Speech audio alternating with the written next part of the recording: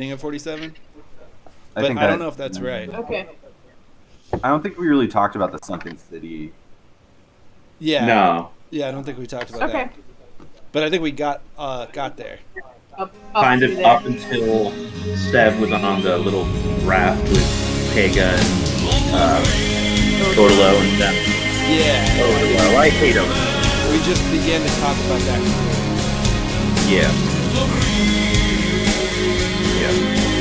I think I partially don't like Odolo just because his name sounds like a stinky smell. Odor low. Totolo. Odor low. Odiferous and odious Odolo. Yeah. Right? You do kind of like cringe while you're, because he like is given so much page space because he has these long-winded like official, I don't know, like he's so courteous and he's so, what's the word I'm looking for, like subservient or officious, I guess, No, it's not obsequious. maybe Pandering. fawning, yeah. He's a sycophant, right? Yeah. He's like pride in being a lackey. Yeah. It's Odolo like, makes me think of the line from Ferris Bueller's Day Off when he's talking about faking being sick. And he says, when you're bent over moaning and wailing, lick your palms. I know it's childish, but so is high school. yeah. lick your palm. I feel like that just sums up Odolo. What? That he's licking his palms. He's just like abasing himself to make people like him, and in his mind, that is him gathering power. Yeah. It's interesting the Odolo character is subservient, which I feel like must be relevant to like the role that Odolo takes in the mythology of the island people later on. Like he's like lesser than the god, but he's like a servant. He is he is the quintessential servant, right? Like the ideal servant, like someone who he is so careful about everything he says to people like of the class above him.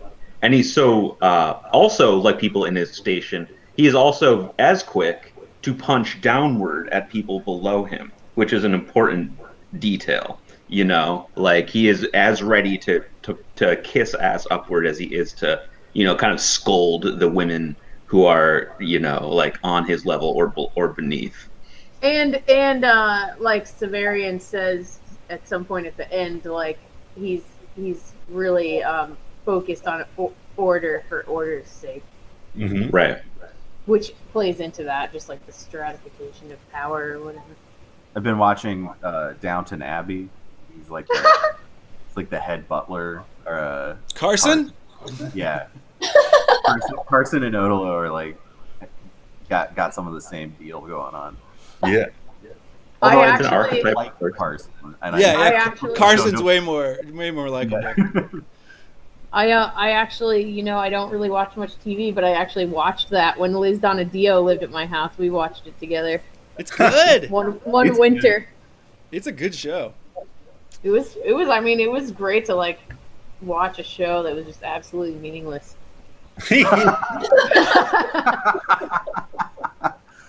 And it was Whenever with I Liz. try to watch it's just Downton Abbey, I wish that I was watching Gosford Park, which is a movie that I love. Well, I love that movie. It was originally meant as a spin-off series for Gosford Park. Oh. Oh, really? He has the same writer and Maggie Smith. Oh. That makes a lot of sense to me. Gosford Yeah. Park is so good. Yeah, I mean, it's amazing. basically Gosford Park, but without the murder mystery. Mm-hmm. Gosford Park is so funny. Stephen Fry in Gosford Park is amazing. It's really good. How you never get to hear his name. Yeah. It's now on my official list of things to watch. Oh, I good. love it. I love Robert Altman movies in I didn't know general. it. Me too. I feel so guilty about liking Robert Altman so much, but I really like Robert Altman. People Wow. either love him or Never. not. What's the guilt about? I mean, he was a giant woman hater. Yeah. I don't know. And if even I've in the seen middle any of his films that are really funny and good, there's clear, like, abusing women is a joke. Like MASH, the movie MASH is just about a woman who kind of just wants these doctors to behave like adults, and so they emotionally torture her. Is the plot of MASH. Funny movie, but goddamn. Right. I've never seen I it. I haven't rewatched a lot of the Altman movies since my 20s, so yeah, I imagine that's probably true. I watched real Gossip good. Park and Nashville. Nashville kind of held up. I saw that a couple of years ago when it was at the Oh, they Senator. played it at the Parkway. Oh, Parkway, that's what I meant to I saw it say. at Yeah, the like that. It's a very strange movie. Yeah. Really weird. Definitely has some of the woman hating in it. But I also- I don't know if it feels like it. I don't know. I mean, it feels Yeah. more like it's a part of the story and not like a big Or statement. Well, now it's I mean, we're getting off of it, but it's Yes. interesting you say that, Connor, because there is that scene in Nashville where that woman is basically like tricked into like stripping for all those really gross guys, Yeah. you know, and like when I saw that, I thought it was like portrayal of that kind of gross behavior in Nashville, you know, and and your takeaway from that is that like this place has this fucked up, seamy underbelly full of these gross guys, but you know, like. On the other hand, you know, you could kind of see it as like, well, why did he choose to portray this? You know, like, is there just something lurid about it in general? I don't know. I'm like trying to retrain my eyes in a way.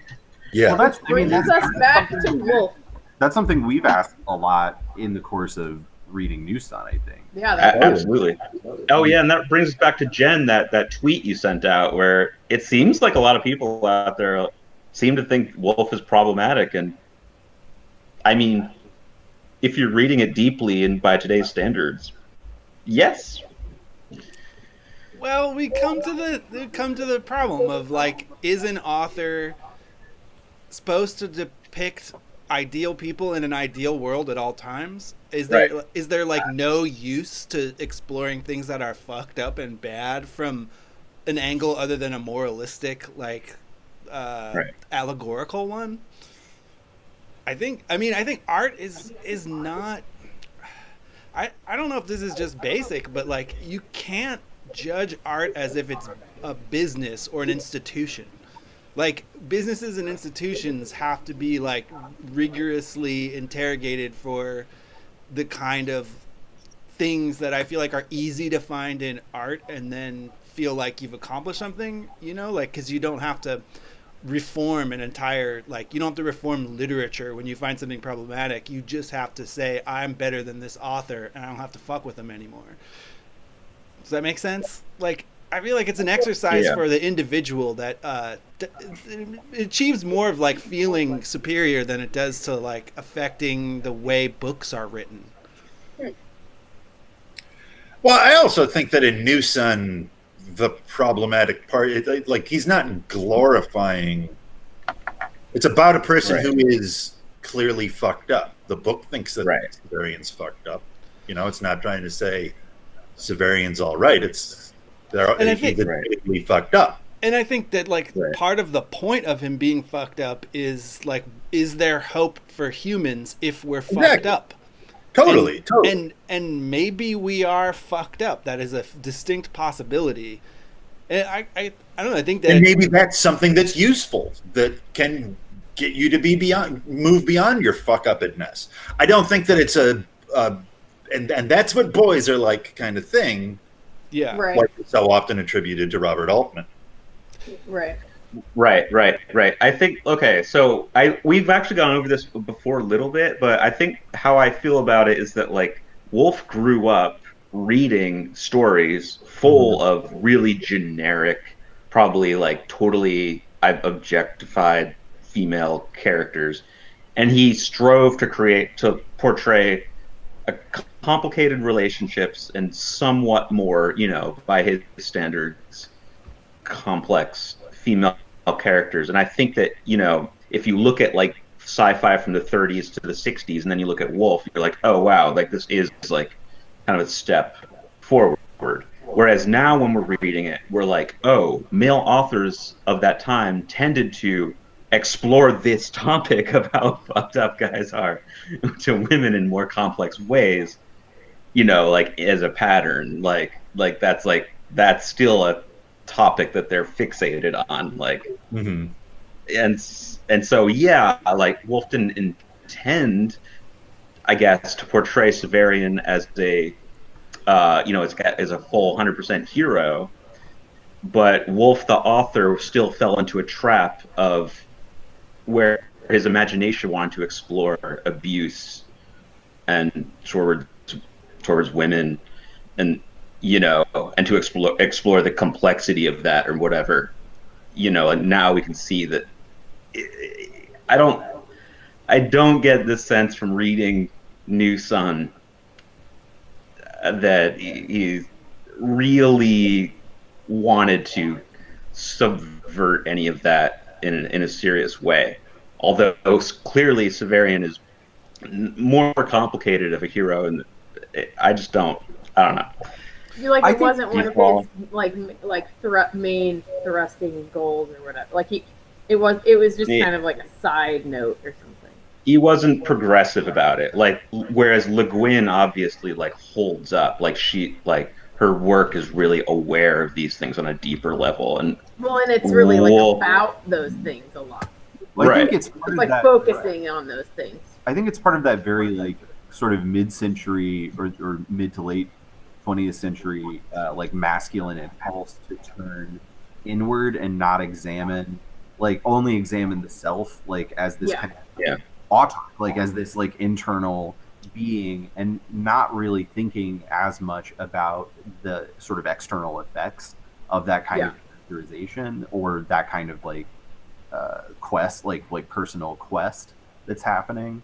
And so which isn't to say that I don't think that the individual quest isn't important, but I think there's I don't know, I think you see it in Moorcock too, where there's this character who's you get so much inner turmoil and kind of what's going on internally with them.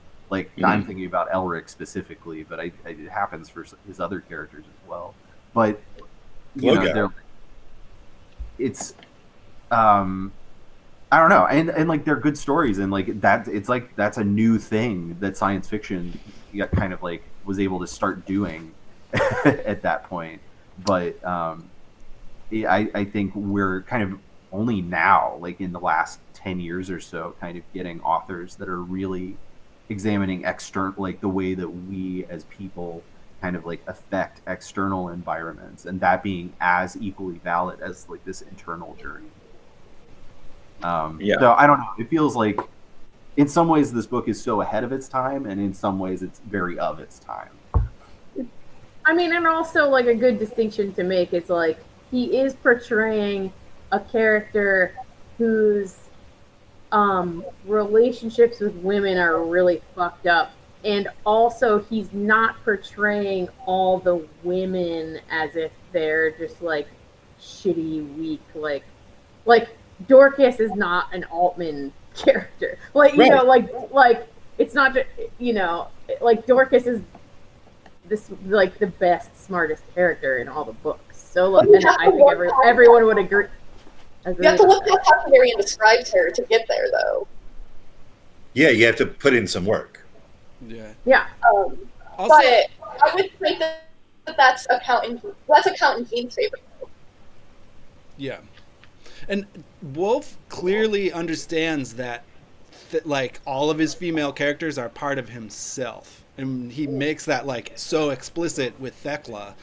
And Severian, Severian has this ongoing kind of, I don't know if it's a struggle, but this this phenomenon of being reminded that there is a woman inside of him, and that some of some of the things that he sees and feels and remembers are hers, and I think Jean not really Severian not really knowing exactly how to deal with that and having to be reminded is a cool metaphor for what Gene Wolfe is doing with the book and with his female characters.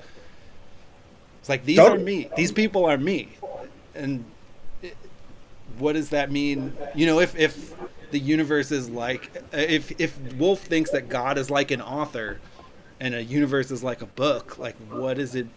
How do you learn from that correspondence in your own life?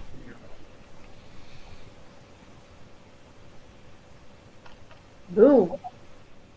So, All right, so next week you guys want to 2 weeks from now. We're gonna meet 2 weeks from now. Derailment. All right, yeah, I think that pretty much gets us there. Why is everyone so untalkative? I think we've just been taking turns saying really long things. Yeah. I'm kind of talking about like whether or not something is problematic. Always makes me think of the Metallica documentary, Some Kind of Monster, where there's a scene of Kirk Hammett on a horse on his horse ranch, and it's like I don't remember the movie that well, but I have a better version of it in my head that I prefer. And this is the first time you really see Kirk away from the band at all, where he just like gets to talk all on his own. Because, you know, Lars is always trying to eat up all the spotlight, and then James is the singer. You want to hear about it from James. So Kirk's on his horse in his beautiful, calm ranch, and he's like, they say I can't do solos on the new stuff because it's gonna make our album sound dated, like sound like, you know, the 80s or whatever. But I guess it doesn't seem like I try to tell them no solos makes us dated to now. And Kirk Hammett can see that, like, long in the future, it's like solos are not going to be abandoned forever in music. That, like, at a certain point, they'll be appreciated for the parts of them that are good and seen for what they are. And I think a lot when you talk about whenever we talk about problematic artists, I always think about this, is like there is a certain mindset I feel like that's like we can dispose of everything in the past because we have new stuff, and if the new stuff's not even that good, we have other new stuff. There's a million people who want to make shit. We just get a new one until we have like exactly what we want. And if we do that in the present, I feel like you end up with a lot of stuff that's all about the same aspect of life, and then in however many years in the future, when that issue is been conquered, people look back and be like, yeah, they were all dealing with that, but now I read older stuff because it's about something else. A really good analogy is like the whole fig leaf thing. Like at a certain point, they decided to cover all the genitalia with these fig leaves, and now, it's in a very simple way, be like, oh, they must have been so conservative and uptight, and they were all about like censorship. Like that's such a dumb thing to do, to put up a fig leaf on a dick on a statue. But but I mean, their decision making process must have been a little bit more. I don't know, more informed or intense when they did that. Like, sure, I'm sure that the things we censor now in the future will be viewed as ridiculous things to censor. Right. That's kind of what I'm trying to say. Like, we don't know what the current fig leaf is. You know, like we're responding and like canceling and things, and like, which is, I think there's good aspects to it, but as a society, you know, like it can get out of hand. Yeah, the archetype will endure. I don't know. The archetype of the censor will endure, and the thing that the censor censors and the thing they're trying to protect will change. But that like role will always be there, and I think it's, you know, like there's a certain amount where you have to examine it from that standpoint. Even if there's always a rush to get it right, I think. You know, when the thing happens, like all right, let's do as much as we can to fix this for right now. And you know, like a lot of things are a process, and and you gotta work through it. And the more people you're like trying to protect, the less subtlety you can have. Like you can't hash things out like finely if the idea is like this is for everybody's good. Right. For all time. For all time, yes. We have permanently figured out the fig leaf issue, the no penises ever again. We've evolved. Never have to look at another dick. We've the evolved. past is always a bunch of snowflake cucks.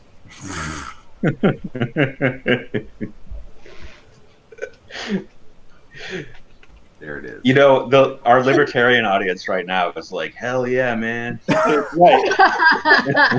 Little do they know that in 5 years' time, they will be the snowflake cucks. Yeah, right. I haven't really. Talking about They definitely already are, but also I wonder how many libertarian fans we have. I mean, No. how many I mean, there's got to be fans do you some. think we have? What do you think is the total number of actual fans of Wolfpack? Like 5. 5. Yeah. Okay. So I'd give us at least 5. and No, so I maybe think one Ryan's- libertarian. Worldwide, Ryan's there's trying to probably 100. 5-ish. 5-ish. 5-ish. I Yeah. mean, we know of Goes west. Tim is like the one that we know for sure. Caroline seems to watch everything. I wouldn't call Caroline a fan though. Caroline's like She's just down to hang. she's like the outsider. She's like a participant. Don't you on the listen to them, outside. Caroline. You're a fan. Sure, she'll love that. So. Anyway. Yeah. Hello. Odalo. So yeah, where are we at? Sunken City 330. Yeah, I think that's where we at. Oh, you know what? Look, I have a double underline under that page number, and I think that's what that's. I think that's what that's for because I knew my pencil was gonna move. All right, so we did talk about Ida. I don't remember. All right. The old pirate Ida. Yeah. And then, okay, so in the beginning of Sunken City, is that when Sev walks overboard? Must be. Yeah. Yeah. So he has the decision to kill himself here. That's... Kind of. I don't know. Like at this point,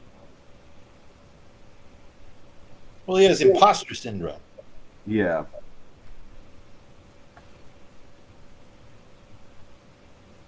I mean, he's saying here that he's taking his own life and that a dead child beckoned to him. I would say that that's probably him. Yeah. What does the dead child represent? Probably himself, right? Right, because the first thing that happens to him is that he drowns. Yeah. Yeah. Nenifars. Yeah. I guess that's a conversation I guess we can put off until when he talks to the Hyrule crew in a couple chapters. But yeah, it could be his own self. Right. I mean, after the page break, water closed over me, yet I did not drown. He's kind of describing that exact moment, the first time he died. Mm-hmm.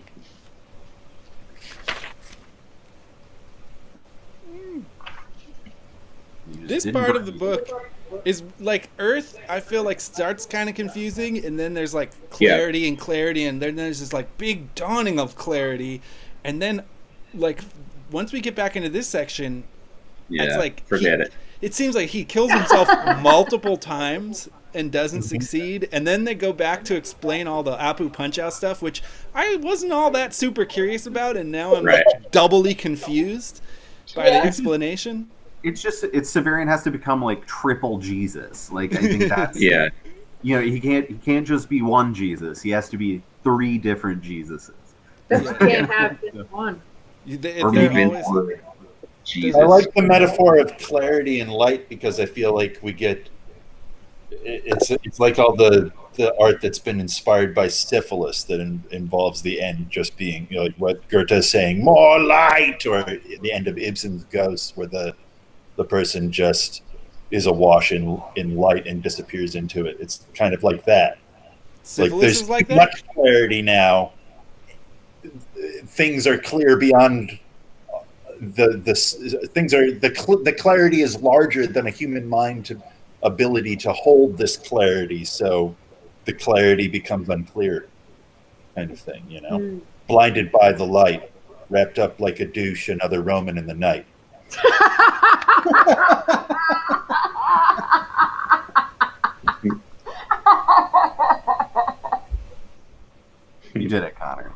Thank you.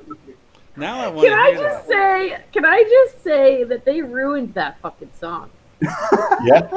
Who The did? original lyric, the original lyric is "cut loose like a deuce," which is a way better line. That than is true. I didn't revved know up that. like a deuce. I'd rather Why hear. would you change that? Who changed it? I mean, Manfred that's legitimately what I've heard.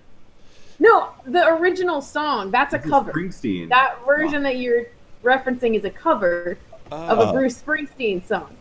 And they changed it. They really did change it? Yeah, the original song, it says blinded by the light, cut loose like a deuce, which makes perfect sense. Does it? And it rhymes. And they gotta change it to revved up like a deuce. Yeah, because cut loose like a deuce sounds like it's kind of fecal. It really Yeah, does. it sounds like you're taking a shit. What I thought it meant when I Yeah, heard no. you say it. You Pigeon can't. officer. You can't sing that. That's scatological. Revved up. Yeah, but at the time, I don't know if I wonder. Yeah, I don't know. I mean, at the Cut time, loose like a deuce. at the time though, that was a perfectly reasonable reference to a car. Like it's not Okay. Deuce Coupe. a deuce coupe. Manfred, You don't know what I've got. They knew that it was going to become scatological, and they. So they decided to say douche instead. Well, at least that's clean. But much like the clarity that we're finding in the book now, a douche is too clean and not something that you should actually use. That's That's true. right. Yeah, I mean, yeah, it's not a correct thing. No. Yeah. It's Somebody not a needs to tell correct. The douche is an incorrect relationship to the vagina. Right. Why, I think we that's can why all douches agree. are bad. Much like the problems Good we had insult. with Severian's relationship with women. Yes. Wow. Anyway, I just felt the need. Anytime I just felt the need. That it just makes me sad because it sounds cool. The original song, the line actually like sounds cool, and it like rhymes. And like, why did they change An it? internal rhyme. I didn't mean to rub salt in that wound, Jen. It just makes me mad. I can't not say it. I'm going on the record on the internet. I can't. No, not I'm say happy it. you said it. Anyway, but not to, yeah, I actually, until that point, I was fully on board with everything you just said. Cool. So, help me get. That was a true derailment. We really Sorry. went in a fully different direction there. I did it. I'm sorry. I need to I mean, get. Potter.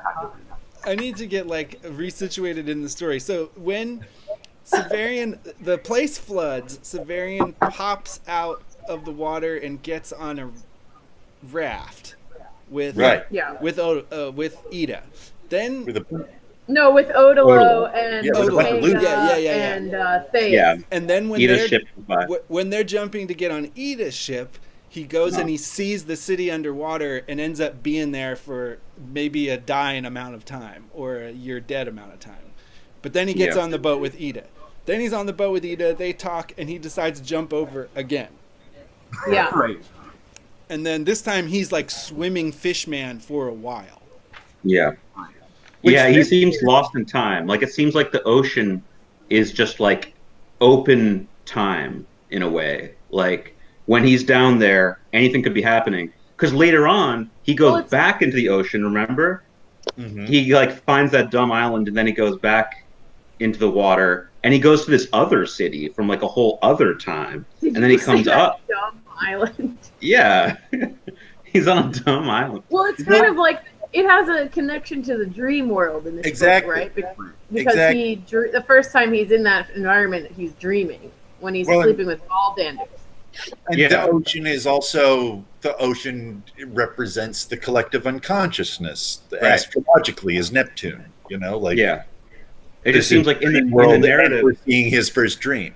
when Severian goes into the ocean, all bets are off time-wise. It seems like to me. Like as soon as he starts swimming down, he's just he's not only floating in the water, but he's just lost in the scope of time and reality. Like I think it's just like when he's on the ship, like because the ocean and Yeah. space are like almost interchangeable here. Like when he's going down into the ocean, it's much Mhm. like when he's going to Yasad, Mhm. and because he can come back out and be in a completely different time. Yeah. And he goes in and he's in like this also completely different time. So Yeah. Yasad, which is represented by the moon, therefore has a very tidal connection to the ocean. right, that makes sense. The two things that kind of ground us in where Severian is in time are the moon and the sun. We can tell by whether it's a new sun or whether it's an old sun, and then we can also tell if it's a new moon or a green moon or a white moon. Although I'm not sure there's any instance of a white moon in this book. I always check, and it usually seems green. The photograph of the spaceman, Yeah. that Rudison is. Yeah. I meant I in this don't book. think it's not green in the time of the Stone Town. I don't think. It's not. I don't think so.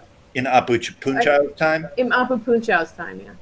That would make sense. I was also going to say that I think it's important to remember that Juturna and Baldanders live in this version of time, Yeah. and that like informs them as characters and informs like their relationship to like everything that's happening. If you All of their past selves. remember that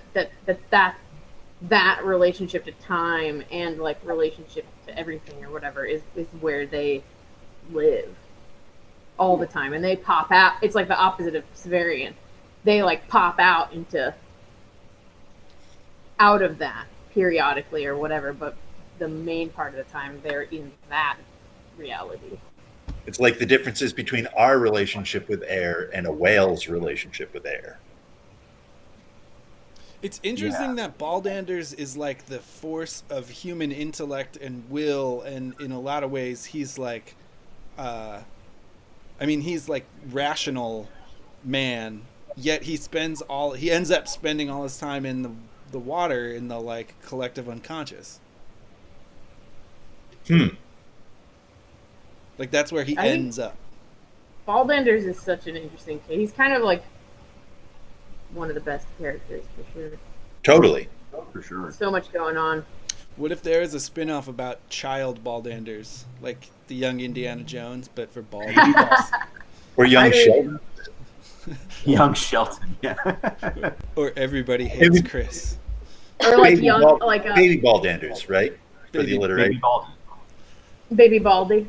Yeah. And also, like whenever he first creates Dr. Talos would be pretty cool. Like when he's working on Dr. Talos, that would be Yeah. Baby Baldy and his Talos toy. Tiny Talos. That's just like like Anakin Skywalker building C-3PO. Right? Exactly. Yeah. Exactly. We're George writing Lucas. episode 1. Yeah, there you go. Another George one. Lucas. Another one. Another one. George Lucas, you're not allowed to write Star Wars anymore. What if we could offer you another one?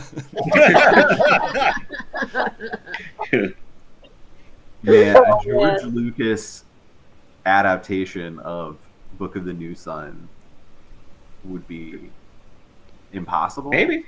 Could it work? As long as you Could it don't let him happen? write it.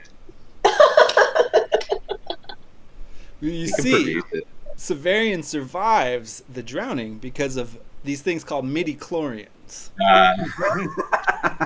They're like George Lucas has a Star Wars rule that there's no flashbacks. Huh.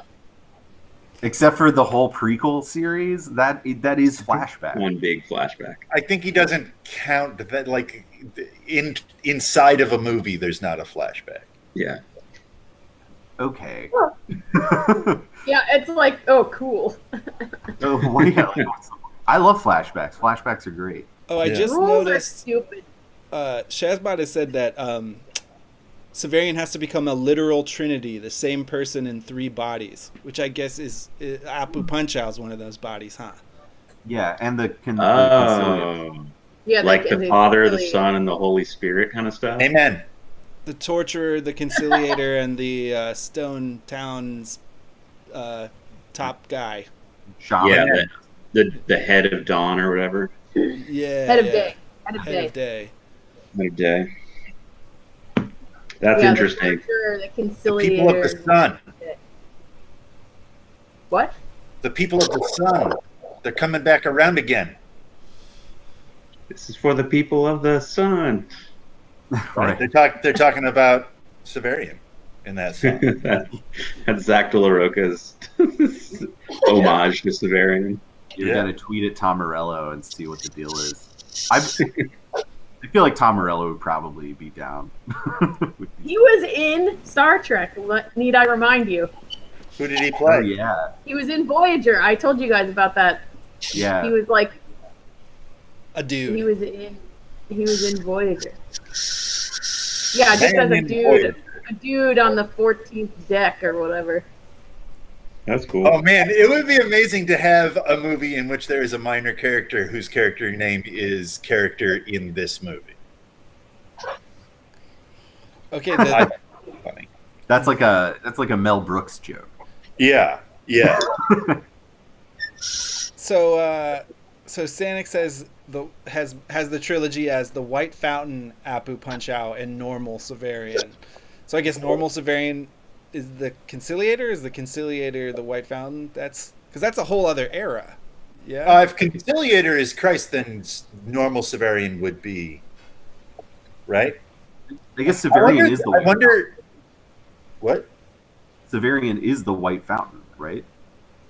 All right. Well, I have a problem talking about this. He's the new sun. They're all we're talking about which three things are one thing, so all of them are going to be each other. Mhm. Right. Exactly. Yeah. Carolyn says Baldanders is also the one to explain to Valeria about the White Fountain, even though she is from the Atrium of Time. Which makes a lot of sense to me because Baldanders is giving her a scientific explanation of like the opposite of a black hole and gravitational pulls, which isn't necessarily the ultimate truth about a white fountain. It's an interpretation to fit like Baldanders' ideas of what facts are and what Right. like what's important about reality. Yeah. So it's like Baldanders will always give us the explanation as a modern reader that will be the most satisfying because he's the one that's like the hard sci-fi guy in the mix. Right. Yeah. He's the The Asimov. Asimovian shadow. Yeah. I wonder if there's a way that we can relate the three parts of Severian's Trinity to the three images on his mausoleum: the rose, the ship rampant, and whatever the other, the white. Yeah. I see that, Jen. Tom Morello. Well, I guess I got to click on it so I can see it big. Yeah. Oh, I keep moving the screen. It's my tiny phone, so Wow. Wow. I can't stop looking at Kate Milgrew in this picture. I love her beautiful cat-like face. She's amazing. half your cat-like. That I actually find that Trinity explanation really helpful in understanding like what Wolfe is going for with writing this. Like, because Wolfe really is trying to create like a sci-fi fantasy Bible, right? Mhm. And so obviously he's going to be interested in the question of how can Jesus be the Father, the Son, and the Holy Spirit? You know, like how can one thing be three things? And what is in a sci-fi explanation, and I think that this actually kind of satisfies that, you know, like also as a Catholic that Wolfe believes that God truly was a man, and in all Right. of that means he wasn't like a divine thing in a man's body. He was a man at some point and had to Right. be a man. So if being a man, you know, or being a human being involves all this weird introspection and like sort of circumscribed awareness, what is that like? What is it like to have divine properties but still have like a human being's perception? But Yeah. a lot of this, I I was gonna feel say like, that the mystery of the Blessed Trinity, I believe, is a patently Catholic thing, oh and yeah, that all the like- all the Protestant heresies are like trying to modify it to make it less magical. well, and before Catholicism came about, the most popular form of Christianity. Like the reality, the mystery of the Blessed Trinity is what defined Catholicism against the previous most popular form of Christianity, which didn't believe that Jesus was also God. Like the Catholics came up and said, everybody has to believe this now. And that was what defined them as opposed to what was before. Defined us, Connor. You never get out. You never get out. You're in. No, Like the Marines. I just got up. Oh. It's gross. I didn't mean it a gross way, but I'm happy that it's there.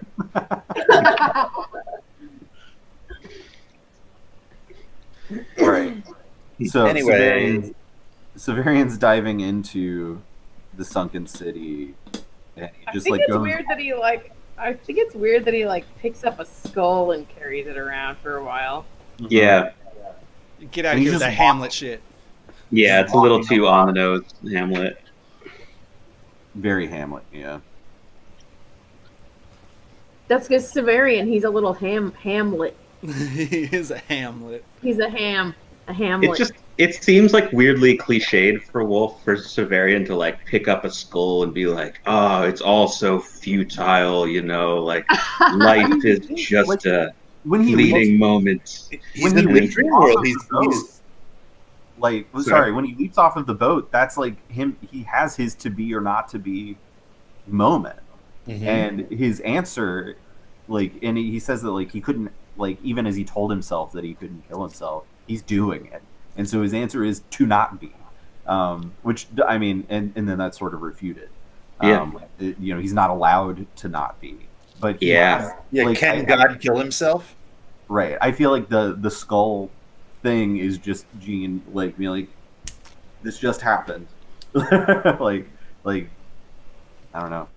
Well, and I do think. I mean, it is cool to call back to the to the ceremony with the skulls swirling around. Yeah. And he's like, "Oh, Sure. right, this is what that was about." and he's in the dream world. He's gonna Yeah. be speaking to those trite, tired Symbols, that Yeah, you for sure. you take for granted. for sure.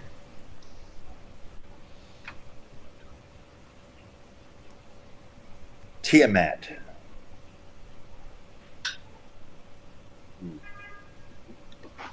Anyway, Tiamat is like the one of the main antagonists in George R.R. Martin's Wild Card series about what if superheroes were real.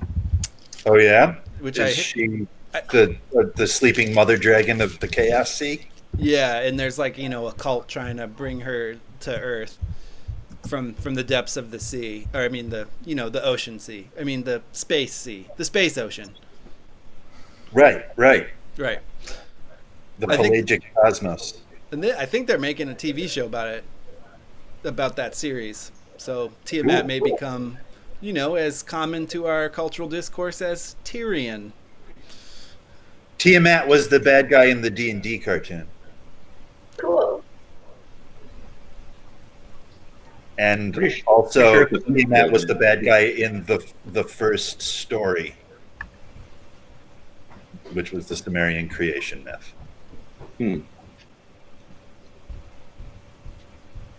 The first story we know about.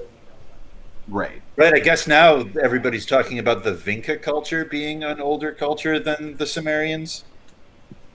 Where were the Vinca? They were in like Hungary, and they may have developed writing first. Cool. And their whole thing was that they would build a town, and then every cycle of years, I think it was like 9, something like that, they would burn the town down and then build another town on the exact same spot. That rules. That's so Yeah. cool. Yeah, that's what we need to do, literally right at this historical moment. That's right. Yeah. And yet all the scientists are like, well, why did they do that? And duh, it's because of the cops. I mean, it makes sense. Like, because our culture, our society is struggling under the weight of all of its history right now, of all of its Yeah. unreconciled history. Yeah. Everybody needs to watch The Shining again. The Shining, Yeah. it tells you what to do. Always watch The Shining. Always watch The Shining. It tells you that Stanley Kubrick faked the moon landing. Right. It does, but it also addresses what we need to do with our history and all the lies of history. That's right. What is We've that? talked about the moon landing thing here before, right? Like I think I came to like the realization at a certain point that like the most likely thing is that it did happen, but that the filming is fake. Yeah. That's what I think. They would not have like the most likely. Yeah. There was no way that the government was going to show us something no one had ever seen before they saw it. Right. Ryan, I think you mean to say there's no way the aliens would let the government do that. Well, I think the aliens want us to see it. They just have rules, you know. They're not gonna do it till we're ready. That's The right. aliens They are made a the deal government. with Truman. Well, Mark, you got close. He had to whisper it so that the FBI wouldn't hear.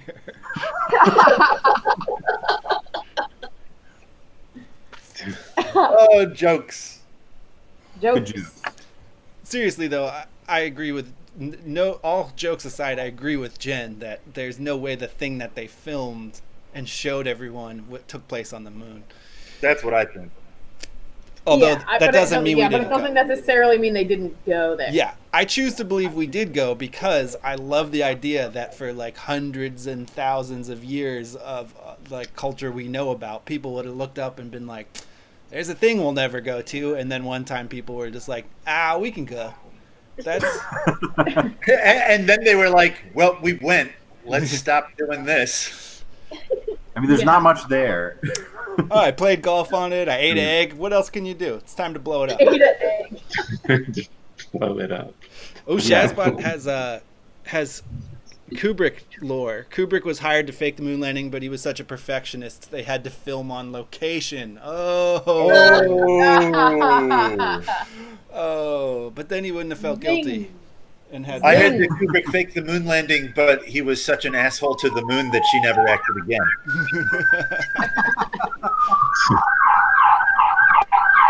Whoa, who's got the siren? That's me. Oh, huh. Preston Street. Okay. Yeah. Yeah. You know, I forgot. Yeah, I forgot. like 10 different hospitals around me, so yeah, it's constant. You must be so healthy. You know, you'd think so. When I lived on the west side, it was like we were like a block basically from, or 2 blocks from a hospital, and I am now actually, but it's not as Yeah, you're right over by. Yeah, Union Union. Memorial. Yeah, but it's not as loud here for some reason. I think it might just be the way the streets are, because the streets are like diagonals, so there's like, it's like this the sound doesn't I don't know. It just seems, I mean, on the west side it was like always really loud, and I also lived on, Frederick Avenue or whatever, like on a more main street. Yeah. But it was very loud over there for sure, and also just no trees or anything. There's like no sound insulation. I mean, it's loud in Charles Village. Like when I lived there, Yeah. I was, this sucks. Yeah. It's too loud here. I don't mean to be it's a a lot bigot, more- but any place that doesn't have trees sucks. Charles Village has trees. It's still loud. It's But it's I also- blame but Hopkins students. But it's also all the streets in Charles Village, most of them anyway, are like pretty wide, and the buildings are tall and flat and like brick. Yeah. And I feel here it's like more. I mean, even the row houses near me are shorter, and there's like lots more trees around them, and the streets are more narrow. It's not as like bouncy, the noise. Yeah. Anyway. This concludes the acoustics portion of the program. But I can relate, is all I'm saying, Tim. I lived for a long time in a very loud, siren-y place. Next chapter. Old lands and new. Another one. Wait, can we talk about one more thing in the last one? Yeah. Yeah. What do we think about on the bottom of 334 as Severian reflects on the words of the exultant Telarican? The exultant Telarican, whose madness manifested itself as a consuming interest in the lowest aspects of human existence, claimed that the persons who lived by devouring the garbage of others numbered 2 gross thousands. That if a pauper were to leap from the parapet of this bridge each time we draw breath, we should live forever because Nessus breeds and breaks men faster than we respire. What about it? He's basically just saying that there's like, it's countless. The Tons of poor people who lived in Nessus were basically uncountably large number. Yeah. And Well, all those people are dead. It's juxtaposed, like the last time that he heard this at the other end of the story was when he was walking through Nessus and like didn't understand how big it was, and he was just such a tiny thing in this gargantuan, what even to us at that time seemed like a mega city. And we heard someone say this to him, and it's about how big Nessus is. And now we come back to it, and Nessus is under the water, and we've been outside of the universe, and this statement just has a complete, it's just put into its place, kind of. It's about scale. Right. Mm-hmm. Yeah. Okay. Like, yeah, when last we were here, the wall was something that was so big that we didn't know how to look at it properly. Yeah. And now it's just kind of laying around and crumbled. Yeah, now it's an old ruin that we don't care about, you know? Mm-hmm. All right. I just wanted to see what people thought of that. Well, that's what I think, buddy. I think it's good to think about it in terms of scale for sure.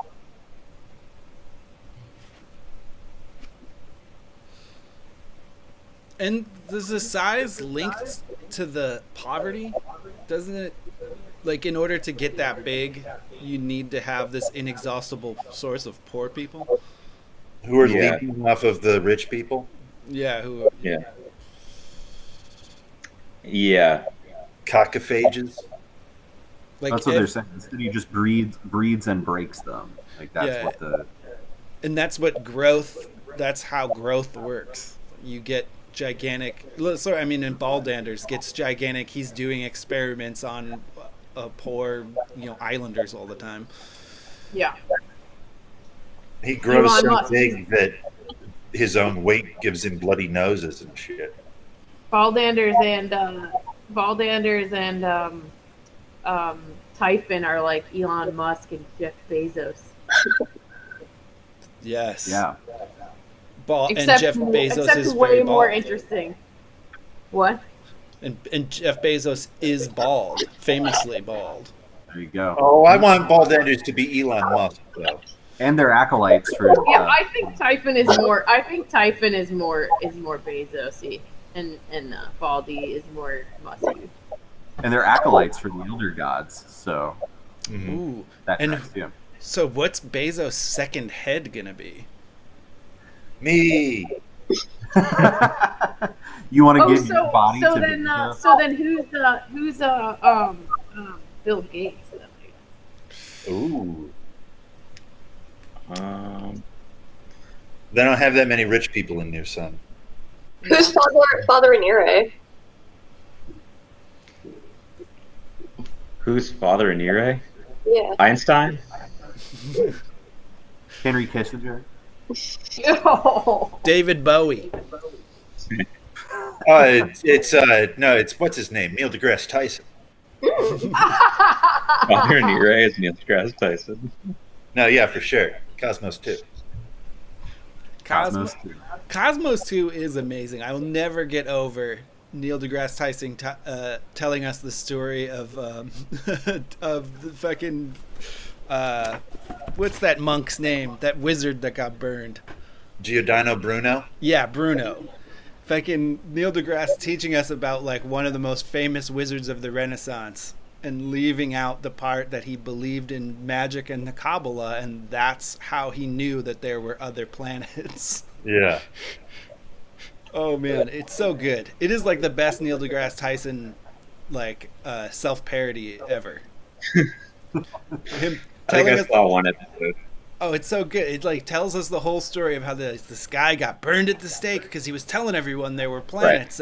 Of course, I mean, he didn't really know. There's, he just guessed. It was a lucky guess. But the point of the story is to illustrate to you that science is right. Even if someone reaches science by unscientific means. Right. Right. Like As how long the as they- Shipibo, like how the Shipibo in the Andes like knew about DNA like long before modern science because of fucking ayahuasca. If someone knows what our science knows, then they know science. Science is what our scientists. If there's always a guy in a lab coat at the top of the pile with a little like clipboard saying, "Yeah, checks out." Science. Clipboard. That checks out. Clip. The universal clipboard. Check that one off. It's like That's this. what God is a scientist in a white lab coat with a clipboard. Yeah, it's He like just has to talk to you about some HIPAA violations. the archetypal like white lab coat dude is the Saint Peter of a atheist world. Like instead of having a big list of like the souls that are saved, he has a big list of the facts that are real. There's like a window near here of a person's house that has like a lot of different signage in it, and one of the things is just like a list of like like angry assertions aimed at, I guess, like Middle America, like Nebraskans that I guess might walk down the street in Baltimore, and then, so it has all these things, and one of them is science is real. And I get wound up every time I see it. Like, what do you think what message do you think you're conveying by saying that science is real? Like, people do experiments? Yes, they do. They do experiments. You're right. No one denies that there's people with test tubes pouring them into each other and like tumbling them around. They're just not doing anything real, though. Science is real. I want them to do something real for once. Throw a football, for Christ's sake. One day I'm going to knock on that door and just be like, explain yourself. I think what you What mean are the to say. other things? The What are the other things? The other things are like, man, I can't remember them. They're all stuff that we would agree with, but that are like, like basic political stuff, like cops are Just bad. like a person can't be illegal. Right, yeah. That's one of them. It's stuff like that. It's like all things, like that are common sense, like, yes. But then that one is just like so much vaguer than any of the other ones and so strangely dogmatic. Yeah. Where do you live again, Ryan? Oh, don't tell us your exact address or anything. But I live in like Remington. More. I live Remington. near the Remington 7-Eleven. Okay. But, Near the end. 11 in Baltimore. yeah. But clearly what that means is that religion is fake. That's what science is real means, is religion is fake. Oh. Yeah, that is Well, it's what against climate. It's against climate change deniers. Yeah. Oh, yeah. That's what the slogan is. Yeah. But it's really throwing the baby out with the bathwater. Oh, totally. Yeah. So often the problem. I don't think that climate change denial is a religious standpoint. There's a religious background for a lot of it. I Like, mean, not background, the main argument rationalization. that slogan goes against Yeah, is that we can't. It's hubris to think that mankind can change the weather. Only God can change the weather. Yeah. So it's heretical to imply that anything we can do can start or stop climate change. Yeah. You know, we didn't start climate change, and if climate change is occurring, it's because God wants it to. So just bend over, everybody. I mean, maybe, but I feel like that's used more as a justification for decisions that are made because of capitalism. Oh, definitely. I think Right, it's but that slogan is addressing that argument specifically. it's an evangelical agenda, but I don't necessarily think it's actually based in religion. Yeah. Like most evangelical things. Yeah, all of the evangelical stuff is like we have this economic position that we want, or like economic agenda. What can we find that like rubes who love church will think that this is there's a religious flavor to this? Yeah, I mean, We're all just making fast neither is U.S. military imperialism actually like rooted in religion, but it's like there's this kind of holy war kind of spin that gets put on it. America being the like God's chosen country or whatever. Yeah. Well, that Crusaders. Same old story. Right. I'm super like I'm wondering whenever if like China passes out of like primary China and Russia have to like leave primary antagonist role, and the focus goes back to the Middle East. I'm like terrified of what a woke anti Islam like movement will look like modern like if the Iraq or Afghanistan war had to happen now with modern PR the way it is, and like the availability of modern PR firms, consultancies and stuff to portray the liberation of women in the Middle East as like a very important like political movement that we need to. Well, it's one of the ways that they currently going on supporting fucking Saudi Arabia. Yeah, which is absolutely. like one of the worst, most bullshit fucking monarchy bullshit. There's a ton of think tank money going into how to spin, like Saudi Arabia and the war with Iran. The war with Iran is the big one. So that's where you see a lot of women's liberation kind of rhetoric going into the support for war against Iran. Yeah. I mean, it seems there's that it's energy. not that energy like needs to be harnessed for war to like the American war machine to keep moving. And there's so much of that energy now. Like the thought of the people like planning those campaigns, it just chills me to the bone. Well, and it's like one of the things. It's one of the things that, and it's also used to in justifying somehow, like especially liberals' justification for supporting Israel, even though it's like the most fucking far right, like fascist government. It's like, well, they're the like liberal democracy, and they're the only liberal democracy in the Middle East, and like it's like the Tel Aviv is like the gay capital of the world or whatever, and you're just like, whoa, but they're still fucking like absolute apartheid, like fascists though. I mean, it's the same thing in our election. I don't care what Joe Biden's policies are; he's on the good guy's side. Right. Yeah. It literally doesn't matter that he has sexual assault charges against him. Yeah. You gotta get our side to win, even if the way that we planned on winning is to get one of the other people from the other side to be the leader of our side.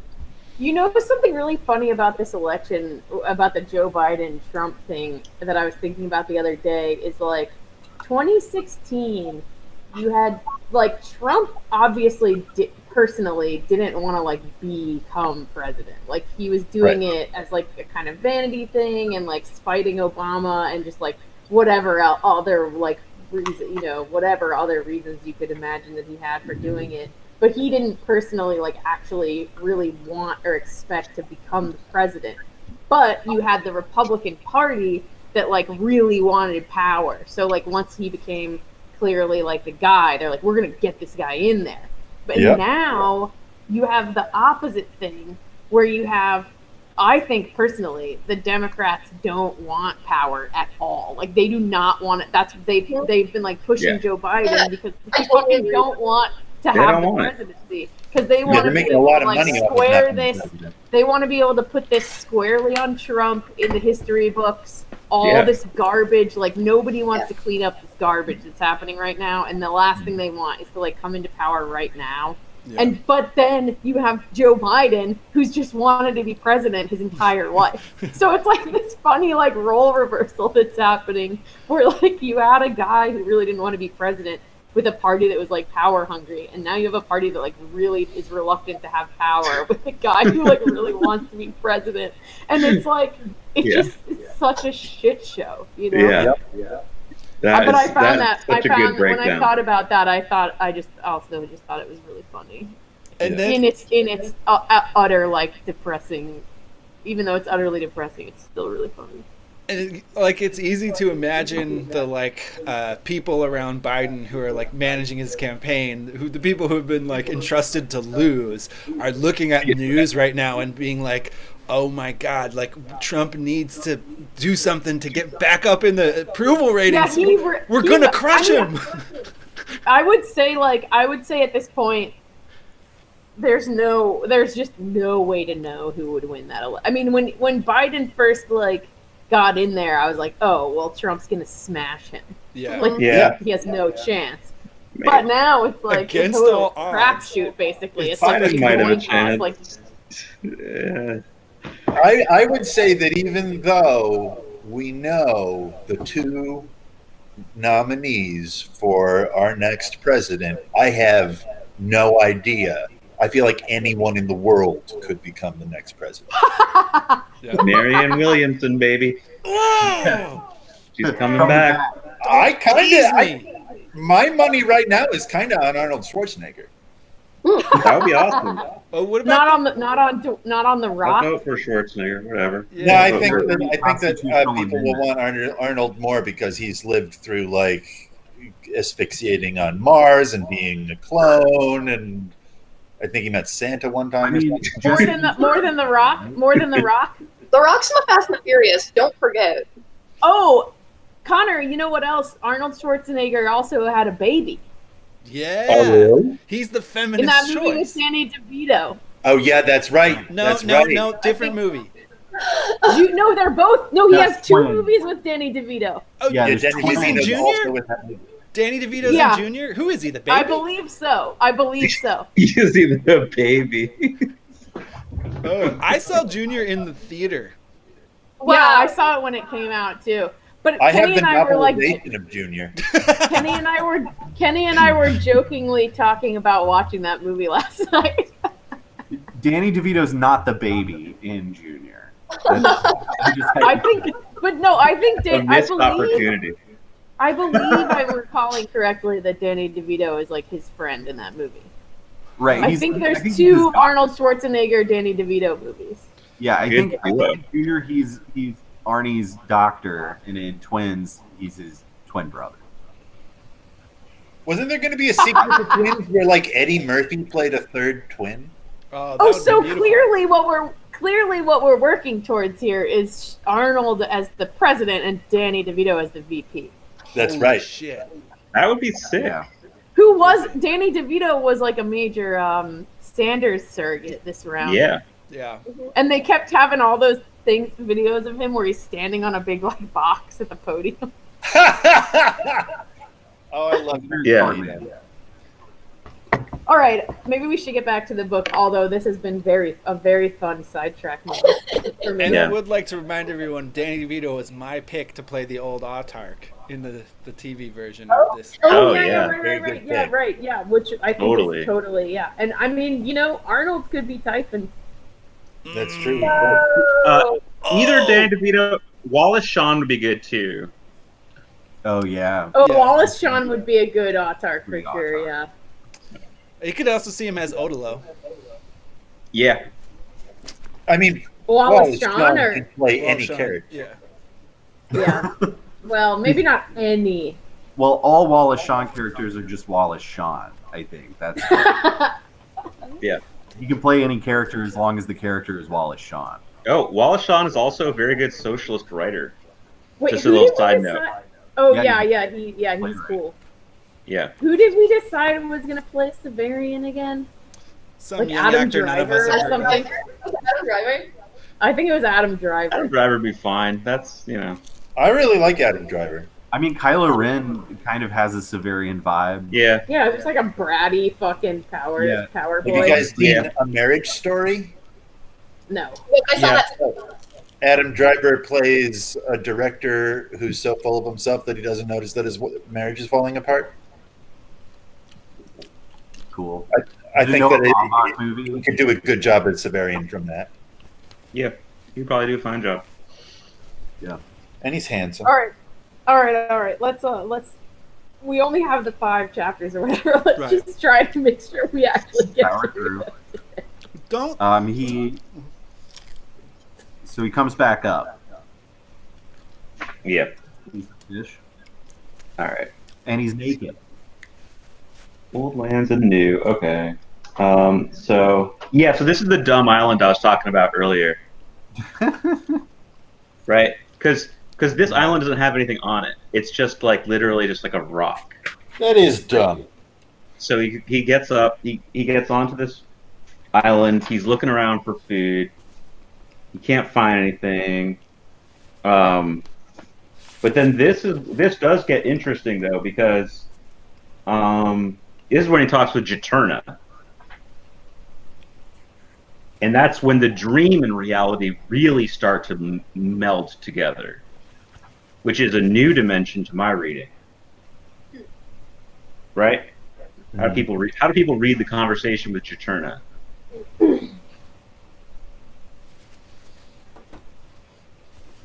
Just one word at a time, man. I just took it one word at a time. Yeah. How to do it.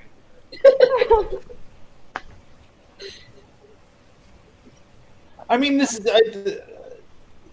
it's a liminal time, right? He's moving from it's all about moving from Earth to Ushas, so it makes sense that dream and waking reality are commingling, I think, and that he's confused about it. He thinks he's dreaming, and she's like, "No, this isn't the dream. You woke up."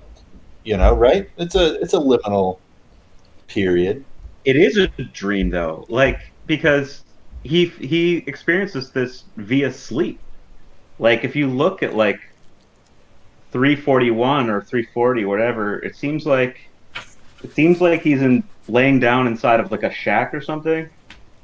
I don't know. This is a Corridors of Time Brooke Madrigal kind of situation, right? The last thing in the chapter. Yeah. The last thing. Ending in directions that I had not seen until she indicated them. That way's the future, that way's the past. There's a margin of the world, and beyond that, your son's other worlds and the worlds of other sons. Yeah. Oh, he's actually at Madrigal again. He is at the Brooke Madrigal.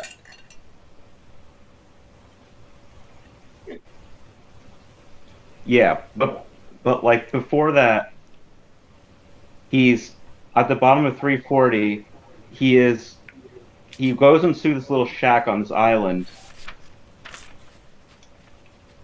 He sees this weird thing that's kind of like a notchule. And then he jumps on it. Wait, I where guess are you? so. At the bottom of 340. 340.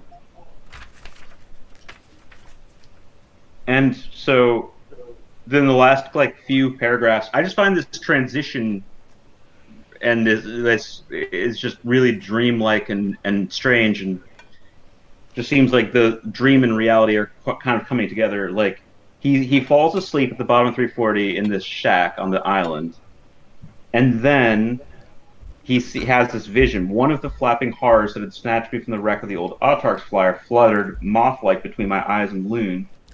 So I guess that could have actually happened. But it didn't actually happen, because that specific moment of him riding on the back of a leathery winged creature is the dream he had in bed with Baldanders. Yeah.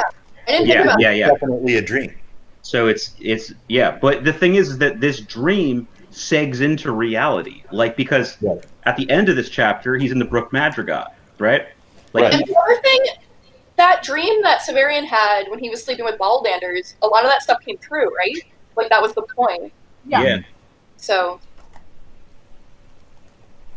But he is at the margins of the world, is what I think I'm saying.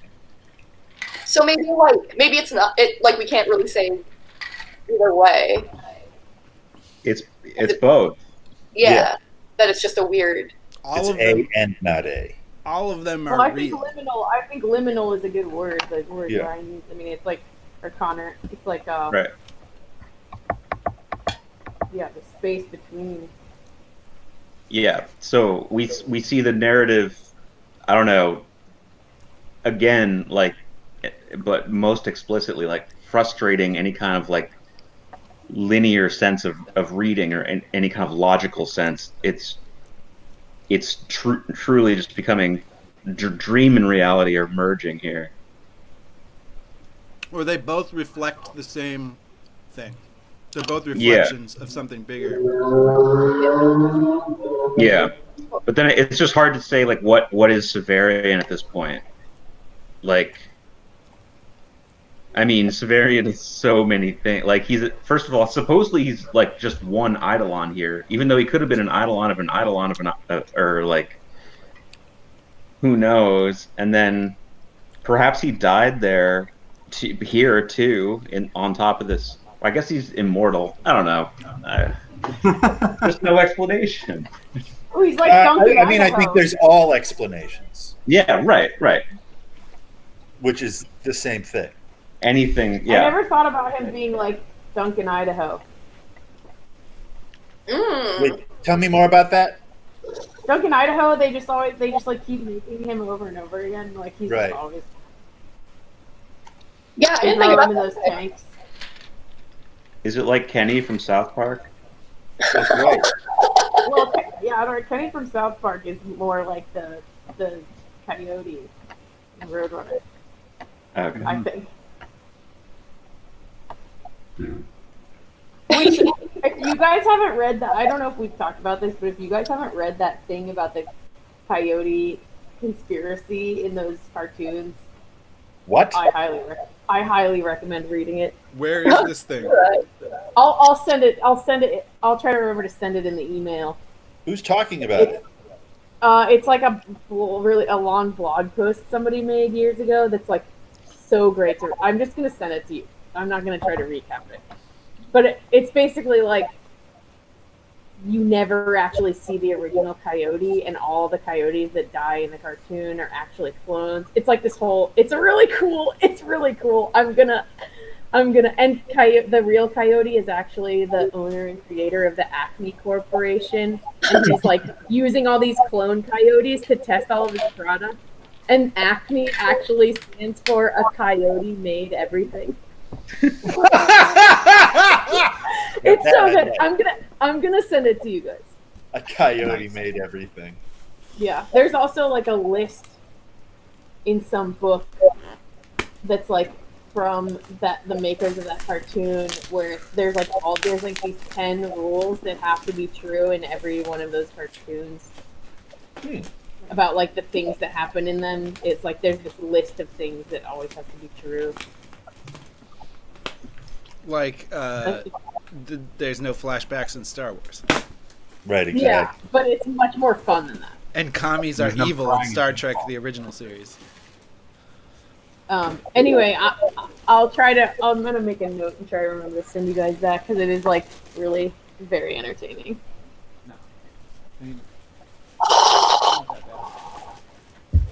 Who's Blakeman? Me, that was me. Anyway, I don't know how I got on that. I'm sorry. It's Wow, like great. Oh, because of Duncan, Idaho, because they killed Kenny. Okay. Anyway, Severians, Eidolons of Eidolons. The prestige. What about this idea that Severian can't dream anymore, otherwise he would die? Wait. At the What? bottom of three, Dream? yeah, at the bottom of 341, he's talking with Juturna in this kind of Brooke Madrigal undersea situation, and he's like, "I'm dreaming," and she's like, "No way, you don't dream anymore. Thus, you would die if you could." Why would he die? I think Dream. I don't think he's saying. I don't think she's saying that if you dreamed you would die. I think she's saying you're not dreaming anymore right now. therefore, like you're in your waking mind right now, and that's why you want to kill yourself so bad. Like if you were in a dream, you would, like you would die if you could. Like you Okay. want to die. You're not dreaming anymore. That's why you want to die. Something like that. Yeah. How I read it.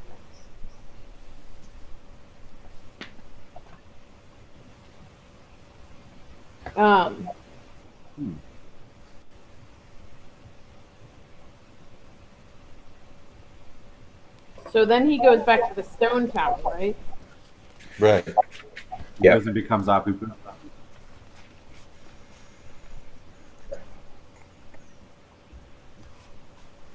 There's a neat little part about him building the wall to keep himself safe.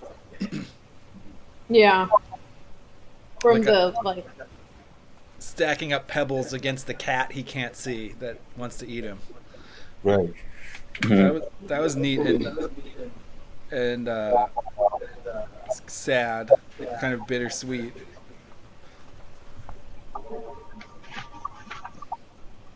There's a lot of cats around the Brook Madrigal. Isn't there a whole thing from the Urth mailing list about the motifs of cats and bears? Oh, Have you ever seen that? Certainly a lot of bears too. If you can find that, I would love to read that. I'll have to find it. It was one thing, like, I haven't looked on the Urth mailing list a lot, but when I was reading Long Sun, I was trying to, like, find some explanations for shit, and one of the weirdest things that stuck with me that I saw was somebody at some point had some theory about the cat versus the bear being a reoccurring theme throughout all of the solar cycle. I'll find it. That goes really interestingly with some mythographic work I've been doing. I would really like to read that. All right, I'll find it. We all have our homework. The cat, the bear, and the coyote. All totem animals. That's a good name for this episode. There it is.